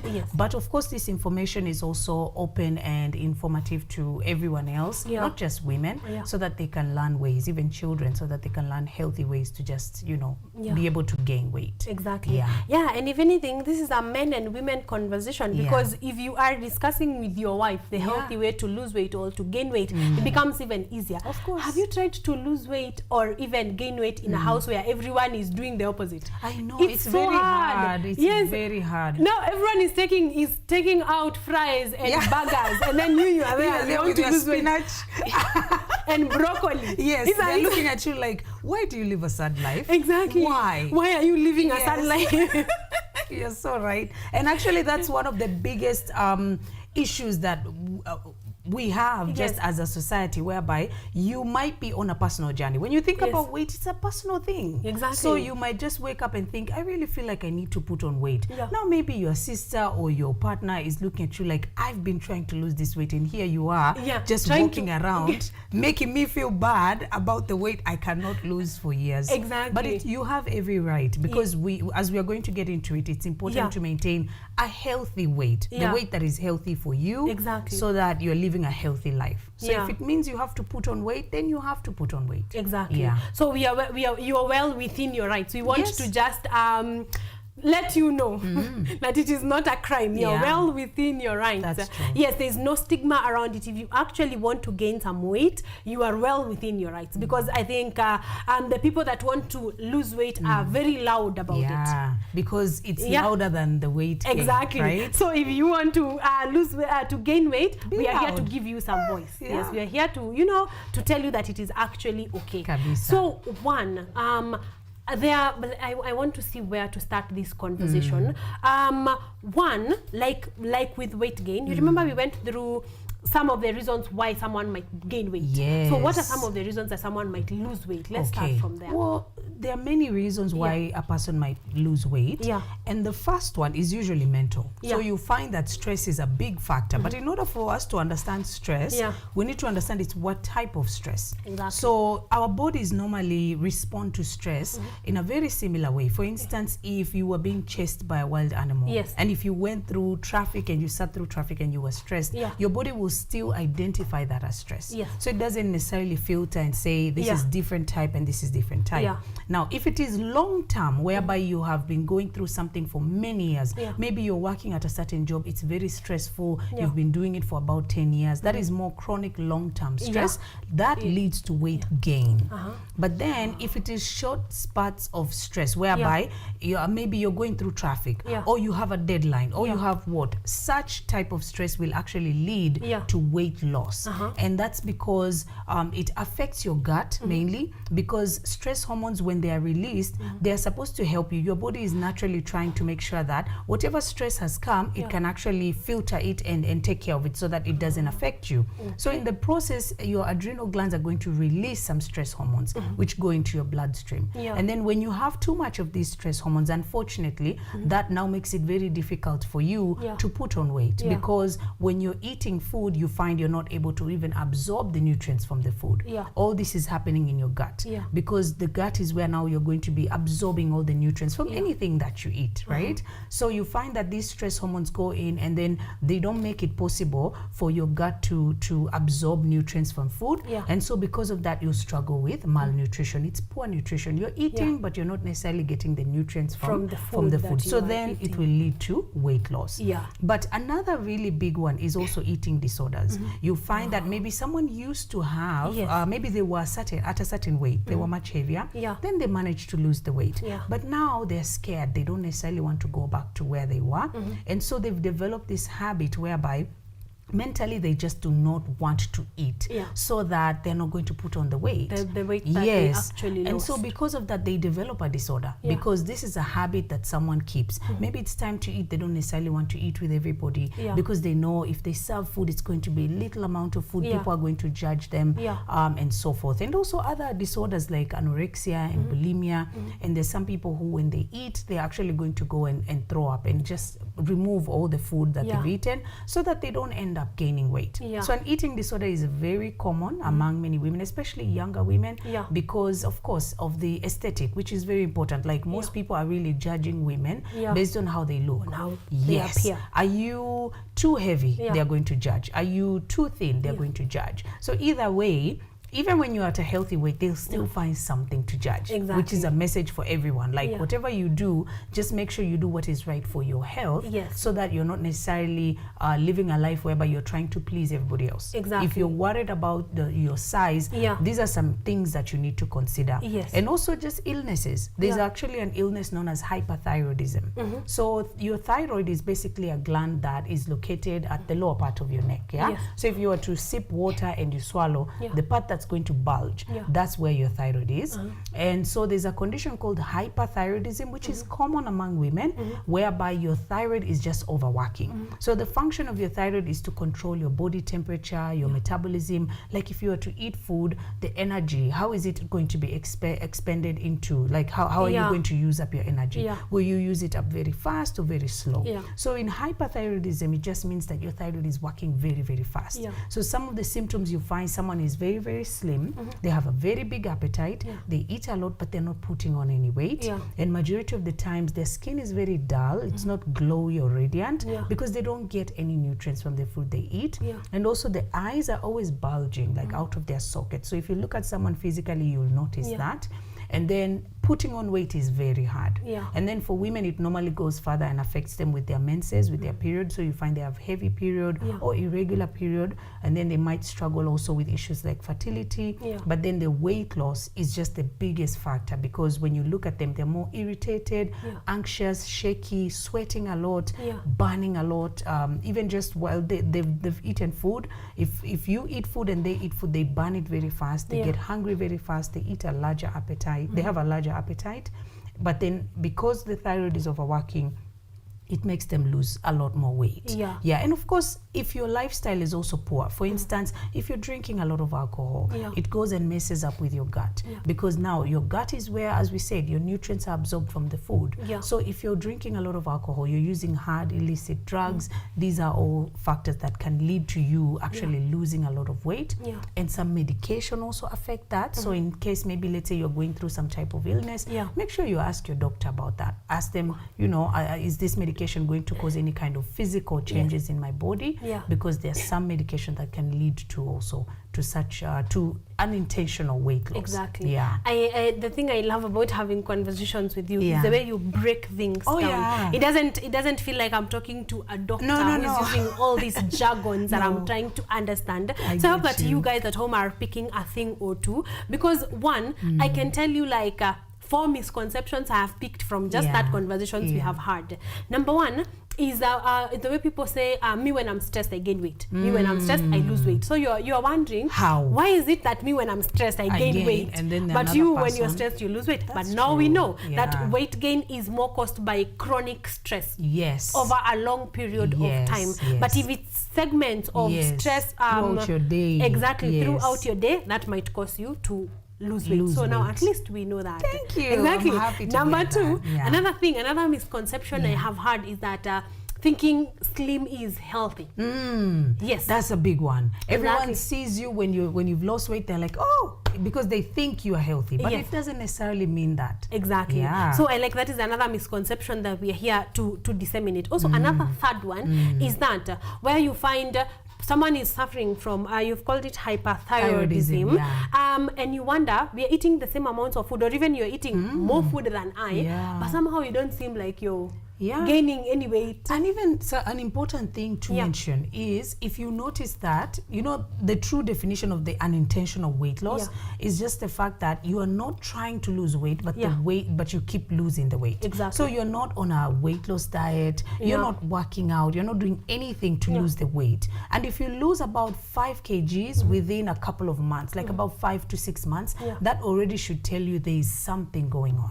You know, and one of the early signs of a condition like cancer or diabetes is usually the sudden weight loss, and it is usually drastic, but it is unintentional, meaning you did not do anything, but then you drop the weight, and someone can visibly see that you've lost the weight. So if you are intentionally working on your diet, therefore you are losing weight, can be attributed to something that you are actually doing. But if you're not doing anything about it, that's when it would be important for you now to go into the hospital, especially if you've lost like about 5 kilos or more, and it's in a span of about 6 months, for instance, and you have done nothing to lead to this weight loss. That would mean that there's something inside your body that is causing the weight loss. Could be your thyroid, as we've mentioned. It could be an early sign of an illness, could be an infection, and so forth. Exactly. So that is what you would describe as drastic weight loss. If you're not trying to do anything about it, and then of course it's a noticeable amount. I think that is why, you know, if you've not seen someone in 3-4 months, then you see them and you can tell they have lost quite some weight, then you may be able to seek medical attention.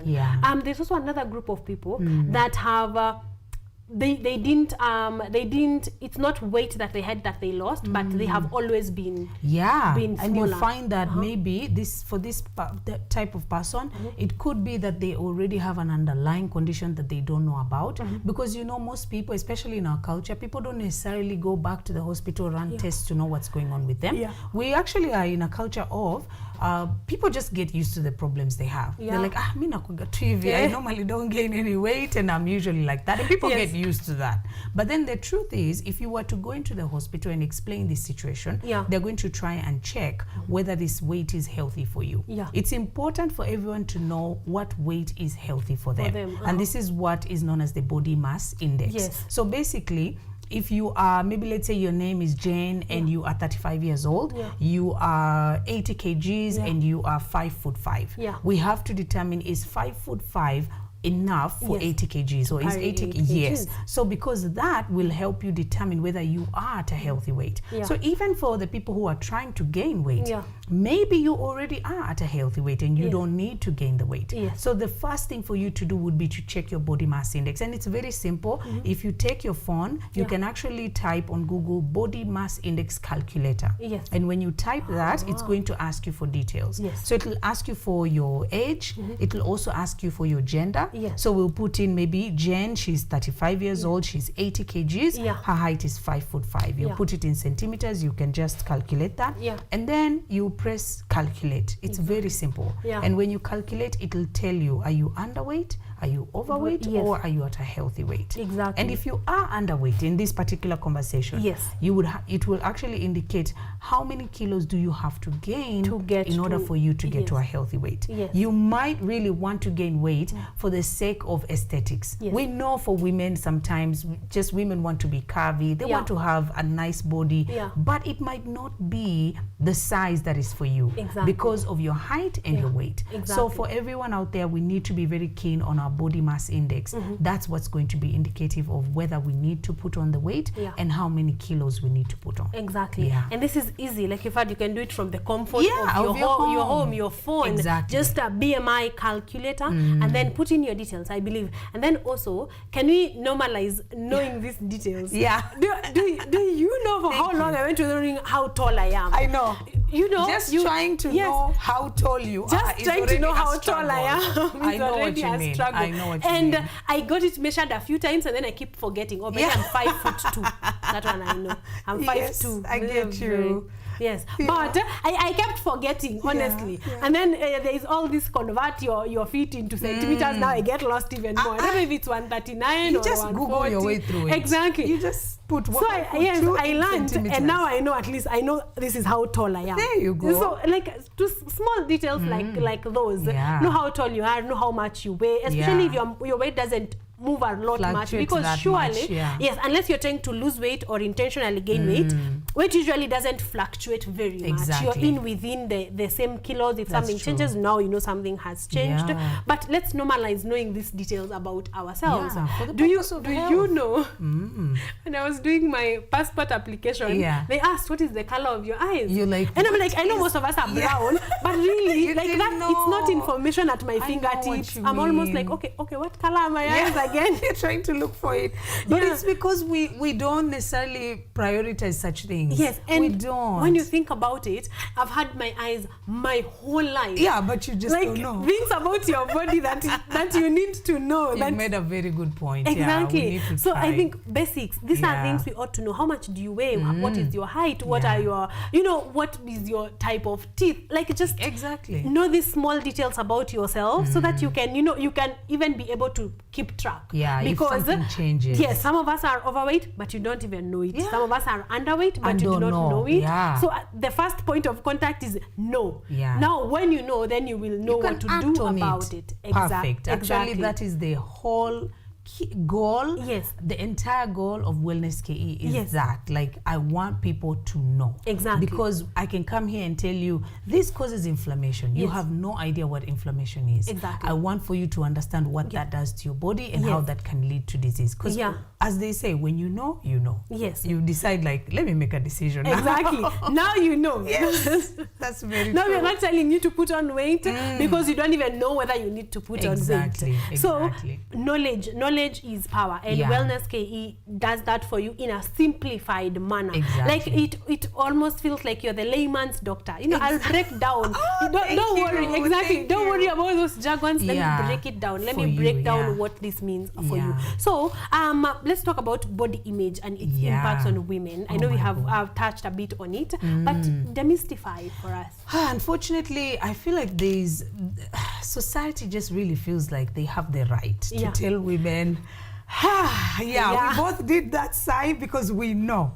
Society really feels like they have the right to tell you as a woman what you should look like. Yes. You should gain weight, you should lose weight. If you lose weight, you've lost too much. Exactly. Where are your curves? You're black, you're an African woman. Look like one. If you now gain the weight, because of course the weight is not just going to come to your hips and thighs and exactly. It'll also come on your tummy, your arms. Now that is a problem. You are lazy, you should work out, wake up in the morning, do this. Even women who are from having children are judged after passing humans. People still expect them to drop the weight instantly. But the truth is, I feel like just for that reason, as women, we need to actually take control of how our bodies are. It should never be about aesthetic, because aesthetic, it comes and goes. I believe bodies should not be a trend. Just a body type should not be a trend, because can you imagine you have a trend whereby curvy women are in trend at the moment, on trend, and then now all of a sudden it's skinny women. So now what happens to you? You know, you have to go and lose all your curves, and it's not healthy for you. But my advice is to both men and women, we should lead with health. Lead with health, and how healthy are you for your weight, your height, everything. And if you are healthy, then you will look healthy, you will look right. So it shouldn't be about trends, it shouldn't be about what people think and what they expect. It should really be about how you feel. Because if your body feels too heavy for you, but people feel like you look really good when you are heavy, you really need to have a conversation with yourself and say, I want to be healthy and live a good, healthy life. So if you need to lose the weight, lose the weight. But if you need to gain weight, it should also be that it is something that suits you and is right for you.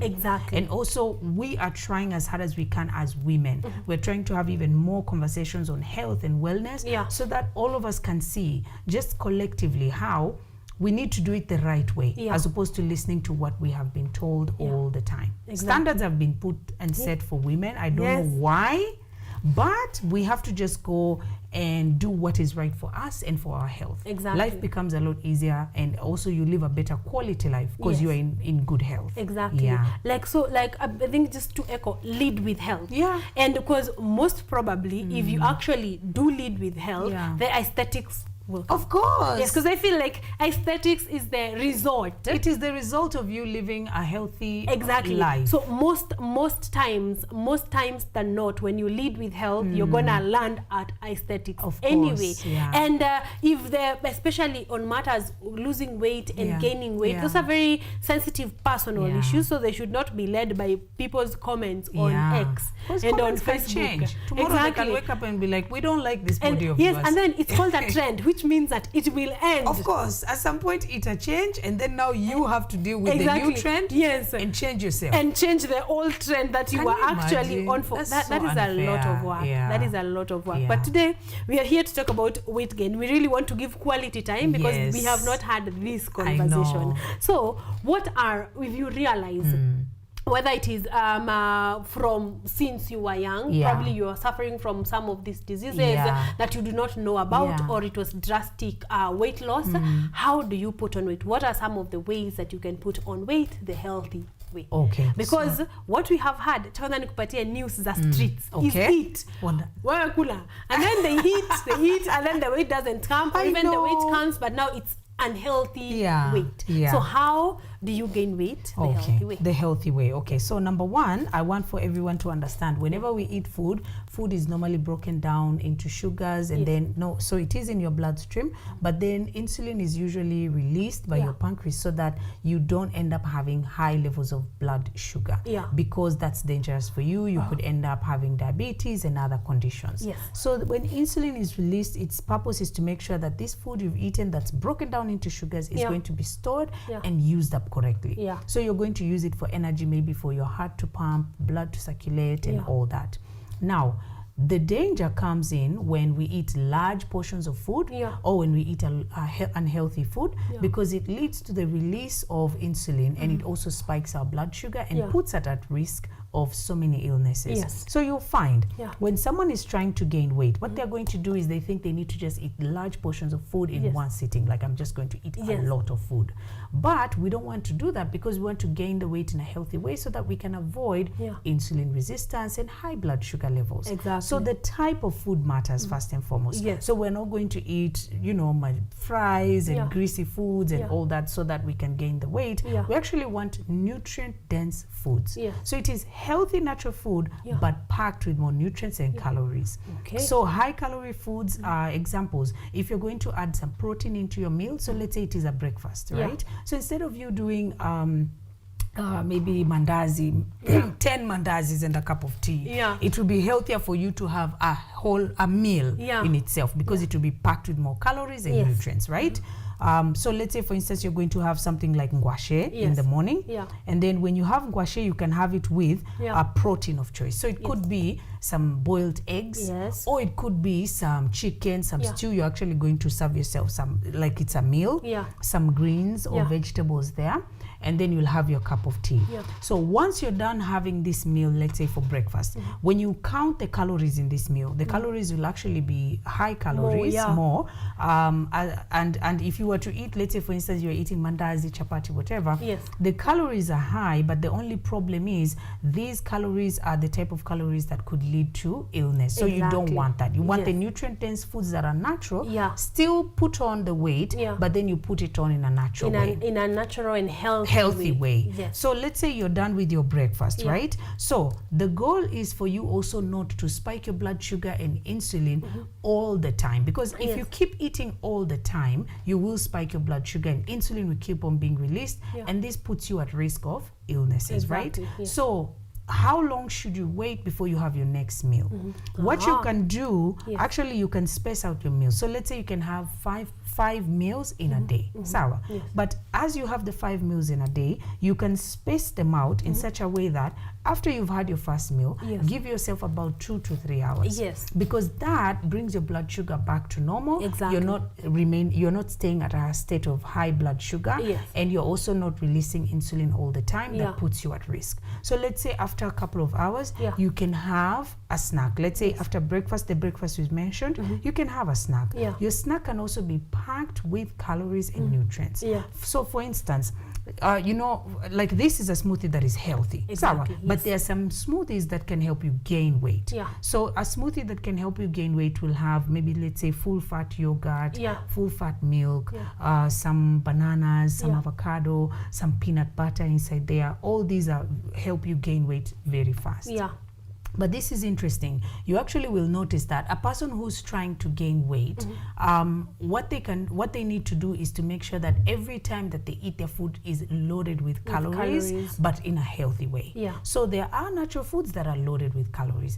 Protein, like, you know, chicken, eggs, butters also, like peanut butter, the natural kind, the peanut butters and sesame butter and all that, and also full fat dairy, like milk and yogurt and all that. All these are very rich in calories, and also carbohydrates that are healthy for you, like sweet potatoes are healthy for you, matoke and all that. So in the morning, once you've had your meal, space it out and have your next meal in the next 2 to 3 hours. And when it's time for you to have your next meal, maybe that's going to be like your snack before you have your lunch. And at snack time, you can have maybe, let's say, a very nutrient-dense smoothie. Maybe you can have yogurt. You can blend it with some peanut butter. You can have some bananas in there and avocado and have that. And then you wait another 2 to 3 hours. It'll already be lunchtime. And when it's time for you to have lunch, also have a meal that is also nutrient dense. So the goal is to eat nutrient dense foods that are high in calories, but then give yourself some space. You'll do that all throughout so that you don't spike your blood sugar. Also, another thing is to avoid unhealthy foods, because the unhealthy foods go and disrupt how well you're going to absorb nutrients from the food you're eating. So if you eat unhealthy foods, then you're going to be disrupting that process of you obtaining the nutrients, because it's the nutrients that will allow you to gain the weight. So make sure that you stay away from high sugar foods, like things like sodas and cakes and mandazis and all that. They're not going to help you. If anything, they will actually disrupt how well you can be absorbing nutrients from other foods. Okay. And then also, apart from that, you have to try as hard as you can to make sure that even as you're eating, be mindful of even your environment and how you eat. What I mean by that is, you know, most people have a habit of when they're eating, they're probably eating while watching TV or doing something. So you're actually multitasking. Your brain doesn't understand that this is you watching TV as you eat. So your brain is naturally going to try and multitask. It's going to try and use energy so that you can do that one thing, and then use energy so that you can chew and eat your food. And then that puts you also in a state of stress, really, because I noticed this in myself. And that's why you find people can be bloated all the time when they're eating, and they're not gaining the weight. They're just bloated. The stomach is really swollen. So you find that they are very disrupted when they're eating. So if it's possible for you, while you're eating, you don't have to be doing something else. Just sit down, eat your food as if you are trying to gain weight, because it is like work for you. Because when you think about it, someone who is not able to gain weight easily burns the food very fast. So if you add another task, to your metabolism that is already burning, so it's going to be burning very fast, be burning calories very faster. And so you're going to be losing so much more, even as you're just seated. You know, there's something called the basal metabolic rate. It's the rate at which your body can be able to burn just by sitting, you existing. So you pumping blood, you walking, you won't just be existing. What is your basal metabolic rate? Most people who cannot put on enough weight, they have a very high basal metabolic rate. They just by them existing, they lose a lot of weight. So you try as hard as you can to do that in terms of your nutrition, and then also even with your fitness. It's important. Like, let's say for instance, you don't necessarily want to do things like long distance running, and because these are what are going to lead to weight loss, cardio. What you can do is, if you are to do cardio, keep it under 20 minutes. So let's say 10 to 15 minutes is already enough, because it's good for your heart health. You cannot stop doing cardio because you don't want to lose weight. You actually do it for the sake of your heart. But keep it to 10 minutes or 15. If you can take a walk, that's already enough. And then your type of exercises would be more strength training and lifting weights, because this is what builds muscle. Because when you lose weight, you're supposed to replace it with muscle. Because when you stand on your scale, you'll notice you've gained weight if you have more muscle. And that's what gives you the physique of someone who actually has built a bigger body, for instance. And it's more aesthetically, it is better than if you were to just eat unhealthy foods and gain the weight. Right? Just gain the weight. Exactly. So mostly it would be your weight training. That's going to help you. If you can go to the gym, that's okay. If not, you can try videos on YouTube. They're actually free, and they will help you and guide you. If you're in a position to do that, you'll notice that you're actually putting on some weight. Yes, and then avoiding too much cardio when you're working out. Okay, so in those two things, let's disseminate some misconceptions in there. So if you're trying to gain weight, it's not eat a lot. No. There's a formula to what you eat, and even when you eat. Yes. So it's not every time. It's not now every now and then your desk there's something that you're munching. No, because that puts you at risk, of course, of a lot. As I say, every time you eat, food is broken down, blood sugar spikes. You don't want to be in a state where your blood sugar keeps always high all the time. Exactly. Because that leads to disease. So there is that. And then of course this one I think that we know that there are very many functions to the gym. There are very many goals to going to the gym. So you can be losing weight, you can be building muscle, you can be trying to gain weight. So get the right workouts, the right type of workouts to achieve your right type of goal that you are looking into. And also, as Fatma has said, YouTube, free of charge. Yes, because I think also we are trying to reduce the intensity of anything that you're doing. You want to do every workout, cardio, weightlifting to an almost a minimal, right? So that is very easy to do with YouTube videos. Because that means you don't need professional help as such. You just need your 10 minutes, 15 minutes in, and you're good to go for a day. Oh, okay. And it's better for you aesthetically as well, because now you're not just putting on the weight. You're now putting on the weight in specific areas. So for men, maybe let's say they want to have shoulders, bigger arms, and what exercise is going to lead to that. For women, if you're trying to build a curvier body, whether it's your lower body, if you're trying to build hips, thighs, curvy hourglass figure, you can still do that with weights actually. It's very easy. And what you do is, if you're the type of person who cannot put on weight easily, they call that an ectomorph. So ectomorphs are people who they burn very fast. They usually just physically, if you look at them, they're very slim, and they don't put on the weight easily, even though they eat a lot. But there are specific types of exercises for ectomorphs, and there's specific diet for ectomorphs. So let's say, for instance, for me, I am an endomorph. So an endomorph is someone who puts on the weight very easily, and the body is just store fat easily. But an ectomorph is someone who burns very easily, and they actually lose the weight easily. My type of exercises are different from an ectomorph. Yes, and my type of diet is different from an ectomorph. Because yes, we can eat healthy food, but how long do I have to eat? If I'm trying to make sure that I'm at a calorie deficit, meaning I'm not gaining too much weight, what I need to do is I'll eat the same healthy foods, but I need to make sure that I can do things like intermittent fasting or healthy smoothies like these that help you also in your metabolism, for you to speed up and for you to stay healthy, right? And then if you are an ectomorph, even when you go on Google or when you go on YouTube, that's very easy for you. Just type in what exercises are best for ectomorphs. You will have so many. You can start doing them at home, and it's free of charge. Exactly. This is what I like about wellness, KU. Like the solutions are within reach. They are not far away. Yes, they are very practical. If you cannot get yourself into a gym membership, then there's an alternative, and you know exactly what you can be able to do.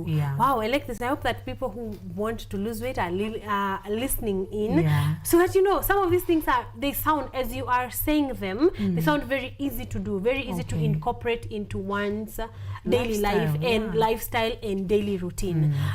So from wellness, let's start with statistics, because I was shocked, you know, when you sent in this conversation. I'm like, there are people. There are so many. Yes, it's not everyone that is looking to lose weight. Yes. And also, how are the statistics looking? In a week, for me, I can say I can have about 5 to 9 people just asking me about this thing, and they always are trying to gain weight. They don't have appetite. They cannot put on the weight, and if they put it on, they cannot keep it. You know, they lose it very quickly. And then you'll notice that because of that, so in general, of course, more people are trying to lose weight, but a percentage of about 10-15% are trying to put on the weight. It's just that you've said their voice is not as loud as the voice of those who are trying to lose the weight. But it's so interesting when you think about the fact that there are men and women who are struggling with this, and they're trying their hardest to put on the weight, but there are not many people covering it, because we feel like when we post about weight loss, more people click on it, right? We get more response than when we talk about weight gain. But it's interesting that when I even posted that I'm coming here, the people who are reaching out to me in the DMs, I'm waiting for this conversation because I really want to learn. And it's interesting. It tells you that there was no information out there, and also nobody was trying to cover it, because again, there's that stigma of is this really a problem? Yes, I mean, that's what we were talking about. Like, if you're in a room with 10 people. Yes, if you're trying to talk about how you're trying to gain weight, everybody is looking at you. Yes, everybody's like, almost like, get serious problems. Like, get real. But life. Exactly. But you see, it is as important as losing weight is to the other 9 people. And what about self-esteem? You know, it's interesting, like for women especially, the self-esteem is so low. If it feels like everyone out there is curvy, they have put on weight. When they go on Instagram, they're just seeing all these curvy models, slim waists, flat tummy, big butt, big thighs, and then the men don't help, because these are the type of pictures that they are double tapping on. Yes. And everyone feels so bad. But the truth is, it is a reality. To be honest, it is a reality. So many people are struggling with it because it affects their self-esteem as well. They don't really feel feminine enough. And also some men just don't feel like, why I really want to put on the weight and build the muscle so that I can look a certain way. Exactly. But it is important also to mention that you have to seek help in terms of your mental health. You have to seek help and speak to a professional if this is really affecting you and affecting your confidence. It's affecting how you live your life, or it's making you more depressed, more anxious, and you're not necessarily optimistic about life, mainly because of how you look. It should be important that you actually speak to a professional so that they can help you, because that's more mental. Because if you don't solve that, your body is still going through stress, because as we mentioned at the beginning, the stress is what's causing the weight loss. The weight loss. So you need, all of us, you need your mental state needs to be in line with even where you want to go physically. And then when you sort out the mental, now it becomes, yes, I know I need to gain some weight, as opposed to, oh my God, why can't I gain weight? Because when you're in that state, you will just keep losing the weight. So you keep the chances are that you keep just like it is on the other end of the spectrum. If you're constantly worried about how much weight you want to lose, chances are you're not going to be losing the weight anyway. You'll actually be putting on even more weight. So we start from, like we said, we start with health. So that way we are health mentally, we know where we need to go. Then we get ourselves information from Wellness KE. So, and then put that information, because I feel like for someone who wants to gain weight and it's not on the extreme, really just following through this conversation, you'll be fine. And you'll notice that people can actually change their life. In fact, during COVID, when I started all this, was when I noticed that when people take in information and they're serious, when they apply it, they actually get results, and they come back and tell you, I did this thing and I noticed results. So do not feel invalidated. Do not put your conversation out there, put your experience out there. Reach out to Wellness KE, like you have had. She personally answers to the DMs. I can tell you that for a fact. So Wellness KE can be able to walk with you, can be able, so for someone who is trying to gain weight, because now you're delving into this, what is Wellness KE bringing to the table? Like the package of, okay, you need to gain weight, but you need to gain weight the healthy way. So we actually have a 30-day nutrition plan to help everyone who is trying to put on weight, but it's actually going to incorporate some of the things we've talked about and even more. Because it needs to the aim is to help so that you can put on the weight, but in a healthy way, so that you're not ruining your health, you're not messing up your blood sugar levels, you're not building insulin resistance. And so it is very key. So our 30-day plan is actually a meal plan whereby you have exactly what you need to eat, from breakfast to lunch to snacks and everything. You also have a shopping guide to tell you, like, these are some of the things that you're going to need. And then also on our product list, we have the organic seeds that we have. There are videos, actually recipe videos we have on the Wellness KE channel to help you in preparing some of these things. For instance, if you want, you can add even more sesame seeds to your diet, sesame butter to your diet. There's a recipe there that shows you how to do that. If you want to add pumpkin seeds, we have pumpkin seeds, and you can actually have a recipe on how to make pumpkin butter. But it's very key for me to mention this. There are people who are trying to lose weight, and they can still be able to eat these organic seeds and lose weight. But now, as we've mentioned, it is how much of it are you eating, and the frequency of when you are actually because eating. These nuts and seeds are very nutrient dense. They're packed with calories. But the thing is, how do you use them? For instance, if you want to lose weight, you can use them in a smoothie, and then you actually have a period where after eating, you have a couple of hours before you eat next. It would be longer than someone who's trying to put on weight. Right? So you are eating the seeds, and you're actually getting the nutrition value that you need. It's just that now you're trying to balance your blood sugar, and you're also trying to lose weight for someone who's losing. If you're gaining, you can actually use these butters. The recipes are there. You You can use them in your smoothie. You can use them, maybe let's say you've made oats, maybe you've made porridge, maybe you made what, you can add into that and eat, and then making sure that after every 2 to 3 hours you have something you're going to eat and so forth. Exactly. Yeah, and it's a healthier alternative. Exactly. If you're going to have, let's say, bread and some eggs, maybe it's healthy brown bread and some eggs and all that. The seed butters also help. You can put that on the bread as opposed to something unhealthy. Yeah. So it is, what we have is the products, and we also have the 30-day plan. And we always offer information because that's very key. Yes, the you said information is power. Yes, exactly. to help everyone so that they know how they can try to start their journey. And also our YouTube videos are there to just explain everything step by step. Exactly. Yeah. Well, one thing I love about the Wellness KE plans is that every ingredient is found here. Yes, because that is the problem I think I have seen with meal plans that you're downloading online and everything. Now you're telling me to get stuff that I don't even know idea. What is that? I've never eaten. Exactly, I have never eaten. But when I look at a meal plan made by Wellness KE, every product you can find it here locally. And if you can't find it, you can purchase it from Wellness KE.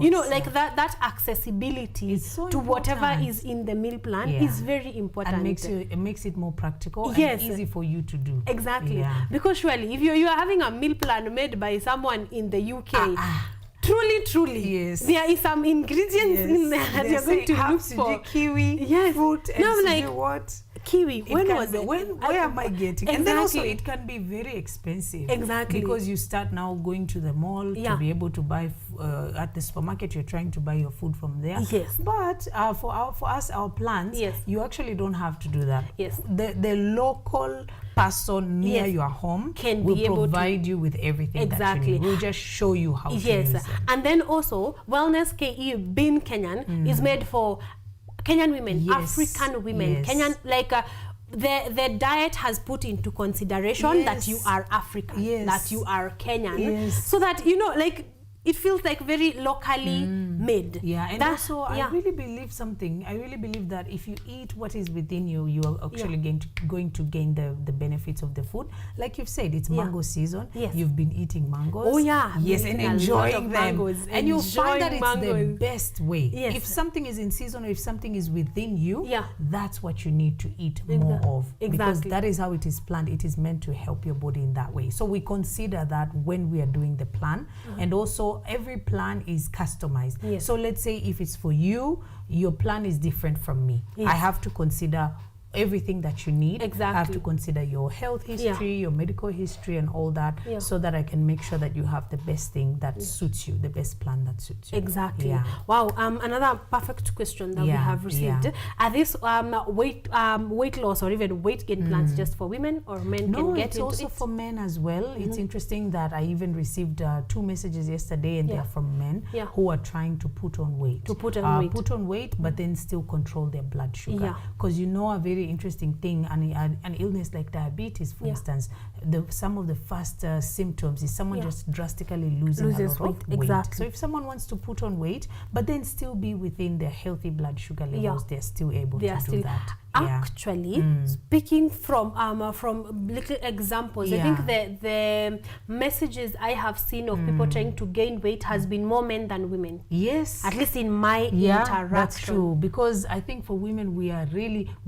been told to lose weight, that it comes automatically. Exactly. Like, it just comes automatically. Everyone is trying to lose weight. And then also when you think of men and women, majority of the times as women, we have more estrogen. So because of that, that's a fat storage hormone. So you find we are storing more fat even when we don't intend to.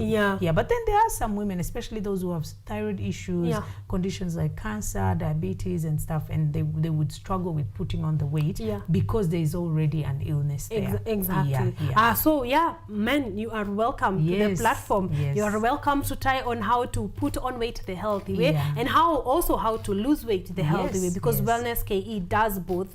So you are most invited. I want us to talk about the products that you brought. Take us through what they are, how much do they cost, and what are their benefits. Okay, so here, let me start with this one. This is cinnamon. It's a specific type of cinnamon. It's not the normal type of cinnamon that people cook with. It's known as Ceylon cinnamon. cinnamon. I'll just show you how it looks here. Okay. And then Ceylon cinnamon it comes from a specific part of the tree, so it looks like that, and it's meant to help with blood sugar and insulin.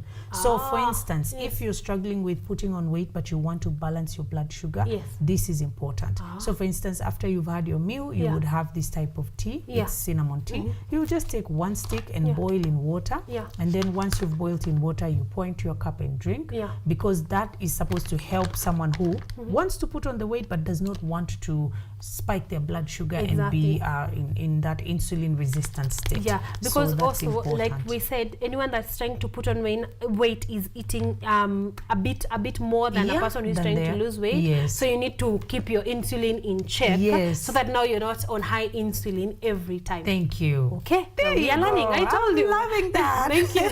You're learning this thing. Here we have chia seeds. Yes, chia seeds. So chia seeds are very important because they help in balancing blood sugar, and they also help with your gut health. So whenever you are eating food, the gut is where now nutrients are absorbed, right? So this is where now you've eaten the food, so the gut is going to make sure that the nutrients from the food go into your system and they're used up. So seeds like chia seeds, pumpkin seeds, sesame seeds, sunflower seeds are what we have on the platform. I carried this to just show you guys. And then for chia seeds, it's important for you to mix them with water first. So you put them in a bowl, and then you add water and mix, and then it forms a gel. When it forms that gel, you can now use this in a smoothie. Maybe let's say if you were to blend a mango, you can actually have a mango and chia seeds, and that can actually be your snack in the middle of the day if you're trying to put on weight. Again, I did not know that. Really? Chota hizo chia seeds Hapana, you actually don't. Let me just show you how they look for anyone maybe who's trying to understand. So this is what chia seeds look like. They look like this. And then normally a kijiko kikubwa, a big spoon is enough. If you put it in water, it actually forms a lot of gel. And then it becomes thick. The longer it stays, the better, because it actually forms more gel. So you can do this even overnight, and then in the morning, you mix blend it in maybe your or smoothie. Anything. So that makes it easier. Now that I know. I did not know that. I hope that you guys at home are learning these things. And then what we have here is matcha green tea. So Okay. matcha green tea is very important. So matcha green tea normally is good for weight loss, especially because it has a lot of benefits for weight loss. It targets fat cells so that it can get rid of excess fat cells in the body. But it depends on also how you use it, because apart from it targeting fat cells, it is also important for your general health. So for instance, making sure that you balance your blood sugar, your insulin, you don't have insulin resistance, you have insulin sensitivity, preventing illnesses like diabetes, cancer, and so forth, and also keeping you in good health. So if you were to use this, you can still use the matcha green tea. But what you would do is, when you are using it, you can use it in a smoothie. So instead of you drinking it as a cup of tea, you can actually make the tea, then in a poa kabisa, it becomes cool. Then you can use it in a smoothie. Now, how you use it in a smoothie will determine whether it's for weight loss or weight gain. So now you'll take more nutrient-dense type of foods in the smoothie. You can actually add full-fat yogurt in that smoothie. You can do more bananas, avocado. You can add some peanut butter inside there if you have natural peanut butter, and that's also going to help you in building the calories, right? So the how you use it is important. Very important. Because we can both eat the same meal, but then how am I eating and how frequent am I eating, that will determine how I gain the weight. Exactly. I like that, because health, if chia seeds are healthy, chia seeds are healthy either way. So, like, they don't stop being healthy because now you want to lose weight or gain weight. So, what the trick you need to master is now, when do I take them? How do I take them? And the frequency of how much I take them. So, even as you're, for everyone who's watching, like you're trying to see how can I start my day and put on weight, think about it in that way. In the morning, you can start with, if it's healthy brown bread that you can have the healthy brown bread. Do some peanut butter that is natural on top of your bread, because peanut butter is loaded with calories. It's a lot of protein and calories. Then you can boil some eggs, maybe 2 eggs or 3 eggs, and boil, and you can have with that. And a little bit of greens or vegetables is okay. If you have this for breakfast, within 2 to 3 hours, have something else. So maybe let's say you can do the chia seeds, you make the gel, you blend some banana, some avocado, some peanut butter inside there, have that. Then give yourself another 2 to 3 hours. After that, it will be lunchtime. When it's lunchtime, you can have whatever you're going to have. Whether you're going to have beans, you're going to have whatever you will choose to have. Make sure it is nutrient dense and make sure that in that one sitting, you're actually having more calories. And in general, the rule of thumb is try and do at least about 500 to 1,000 more calories than everyone else. So in a day, a woman can take in about 2,000 calories in a day, and that would be enough. A man would be 2,500. But if you're trying to put on weight, you have to increase the amount of calories so that you can increase your weight.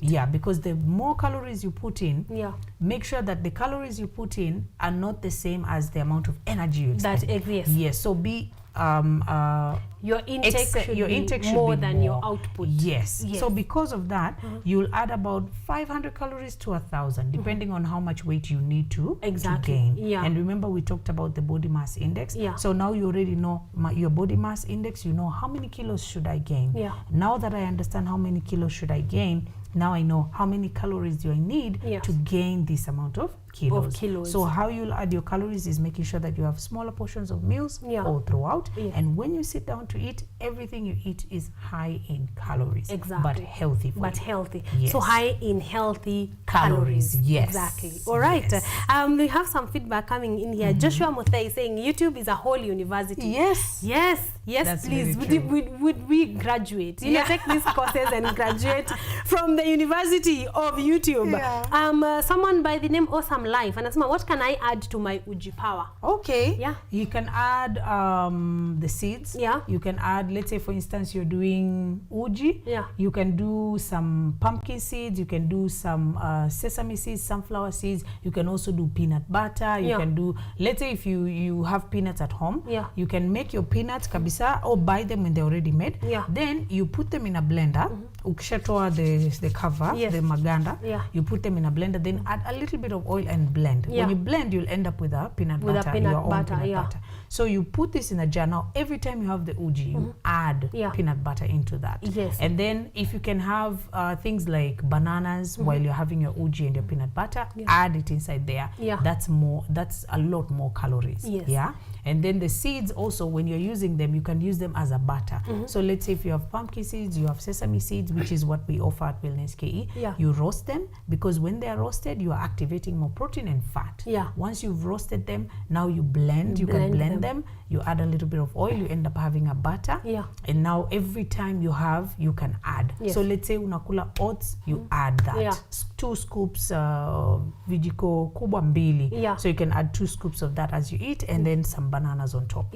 For someone who's trying to lose weight, they would do the opposite. They would actually, even if you're having the uji, you would do the opposite. You have something like an apple. It doesn't spike your blood sugar that much. Or more like citrus fruit, vitamin C type of fruit. They don't spike your blood sugar. And then you would avoid too much of the butters. You can do the seeds as they are, but then don't have to roast them. And you don't have to, blend them so that they're a butter. You can actually use them as they are so that they heal your gut. So like I said, the how you're taking is in very your food important. is also very important. Wow, thank you. I feel my mind has opened up to very amazing information. Awesome. Yes, how much do they cost? Yes, okay. So for cinnamon, it costs 849 bob. So normally when you use 1 stick, you can use it about 3 to 4 times. So if you were to make, you're going to have that for a while, because there are quite a number of sticks in there. So if you have 1 stick, if you're boiling, you don't throw it. You actually boil, you drink, and then now you put this back in your sufuria and add water. Use it about 3 to 4 times before now you can throw you it. Can dispose it. Yes, so this one seems like a good bargain. It is. And then what we have here is the chia seeds. They go for 499. So for the chia seeds, as I mentioned, 1 spoon usually is a lot, because when you put in a bowl, you'll add water.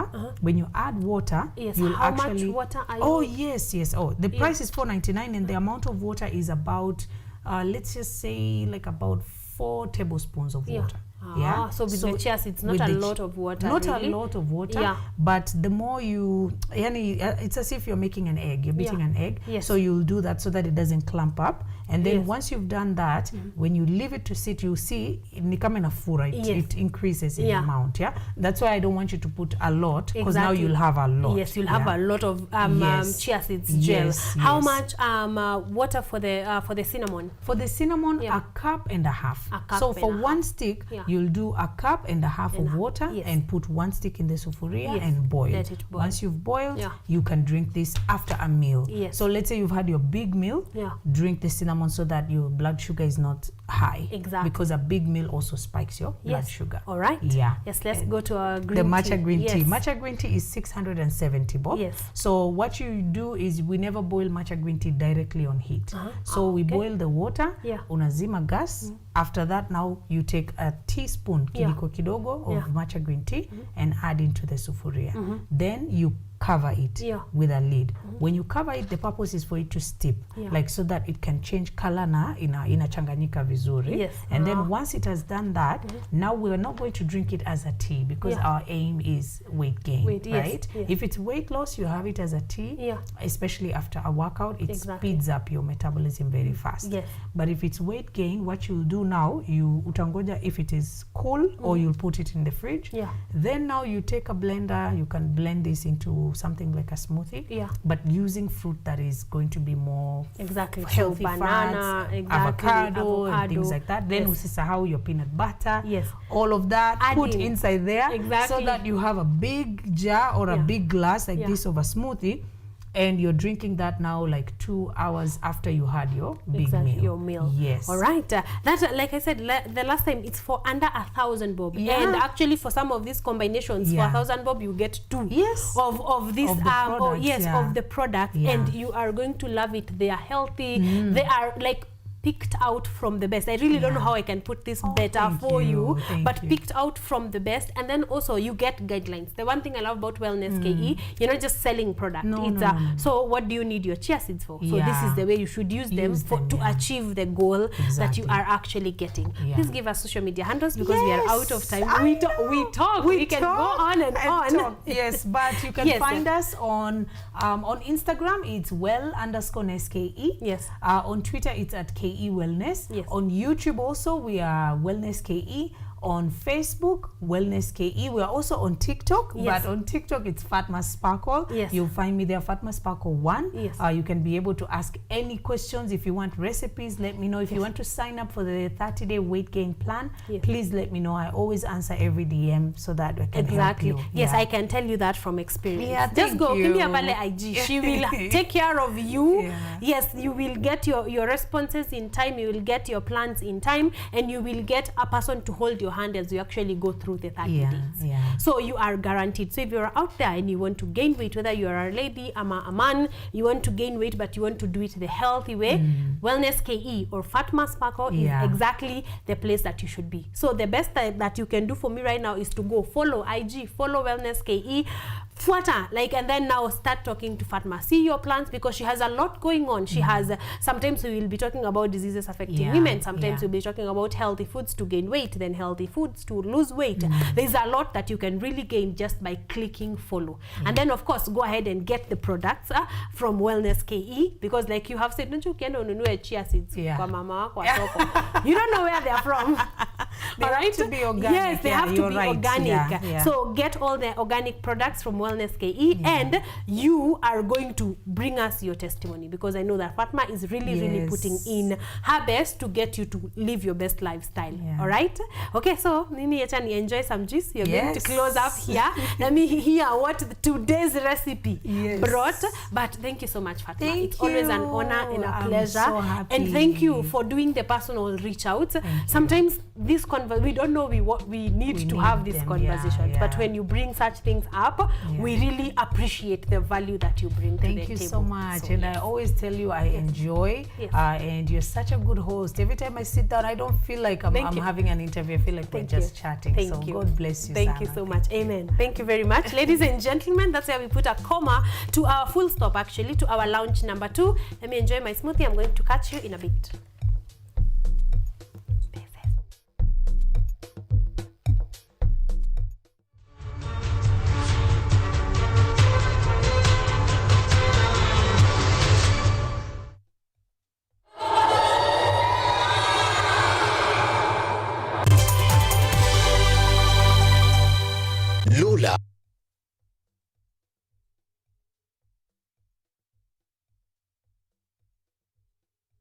is an app that gives you a chance to watch videos, listen to audios, and read articles wherever you are for free.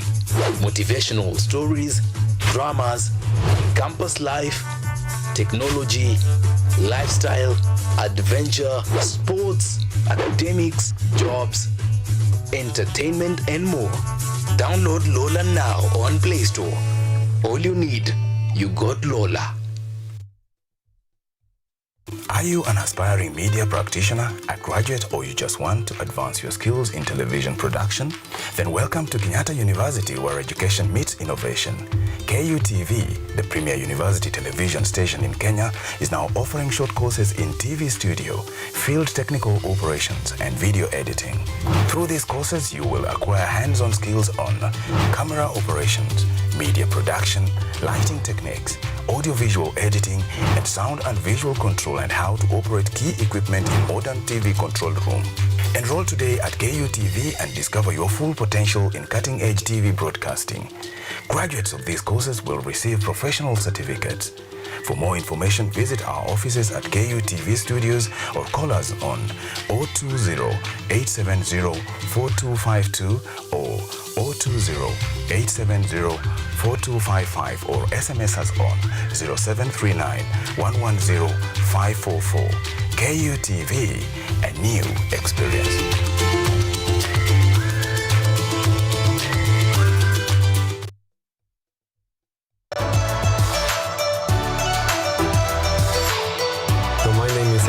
I'm Associate Professor in the Institute of Philosophy of Jagiellonian University in Krakow, Poland, and I'm the main coordinator of the CAFE project, which is being here hosted by Kenyatta University.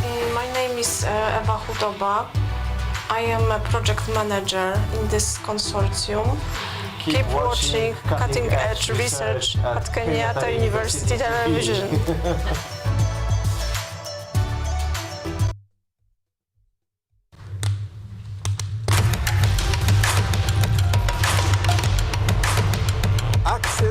To knowledge, solution to unanswered questions.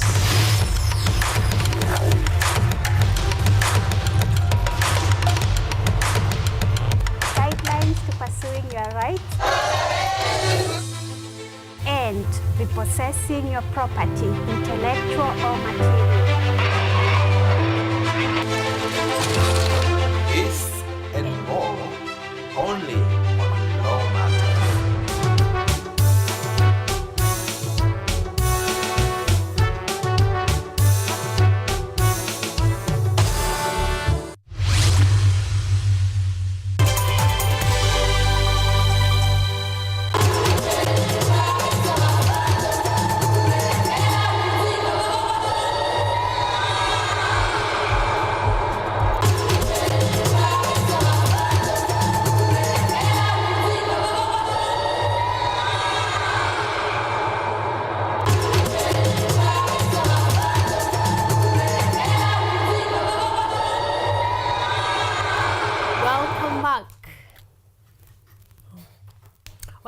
Welcome back, ladies and gentlemen. I hope that you are doing fantastic. Thank you for sticking with me for the two conversations that we have had. They were indeed brilliantly and meticulously put by my guests of the day. So thank you so much for your company. We started by speaking about, of course, the play from Son of Man production that is called In Sickness and In Health. And that play is going to be going down this Saturday and this Sunday from 3 p.m. and 6 p.m. and Sunday as well from 3 p.m. and 6 p.m.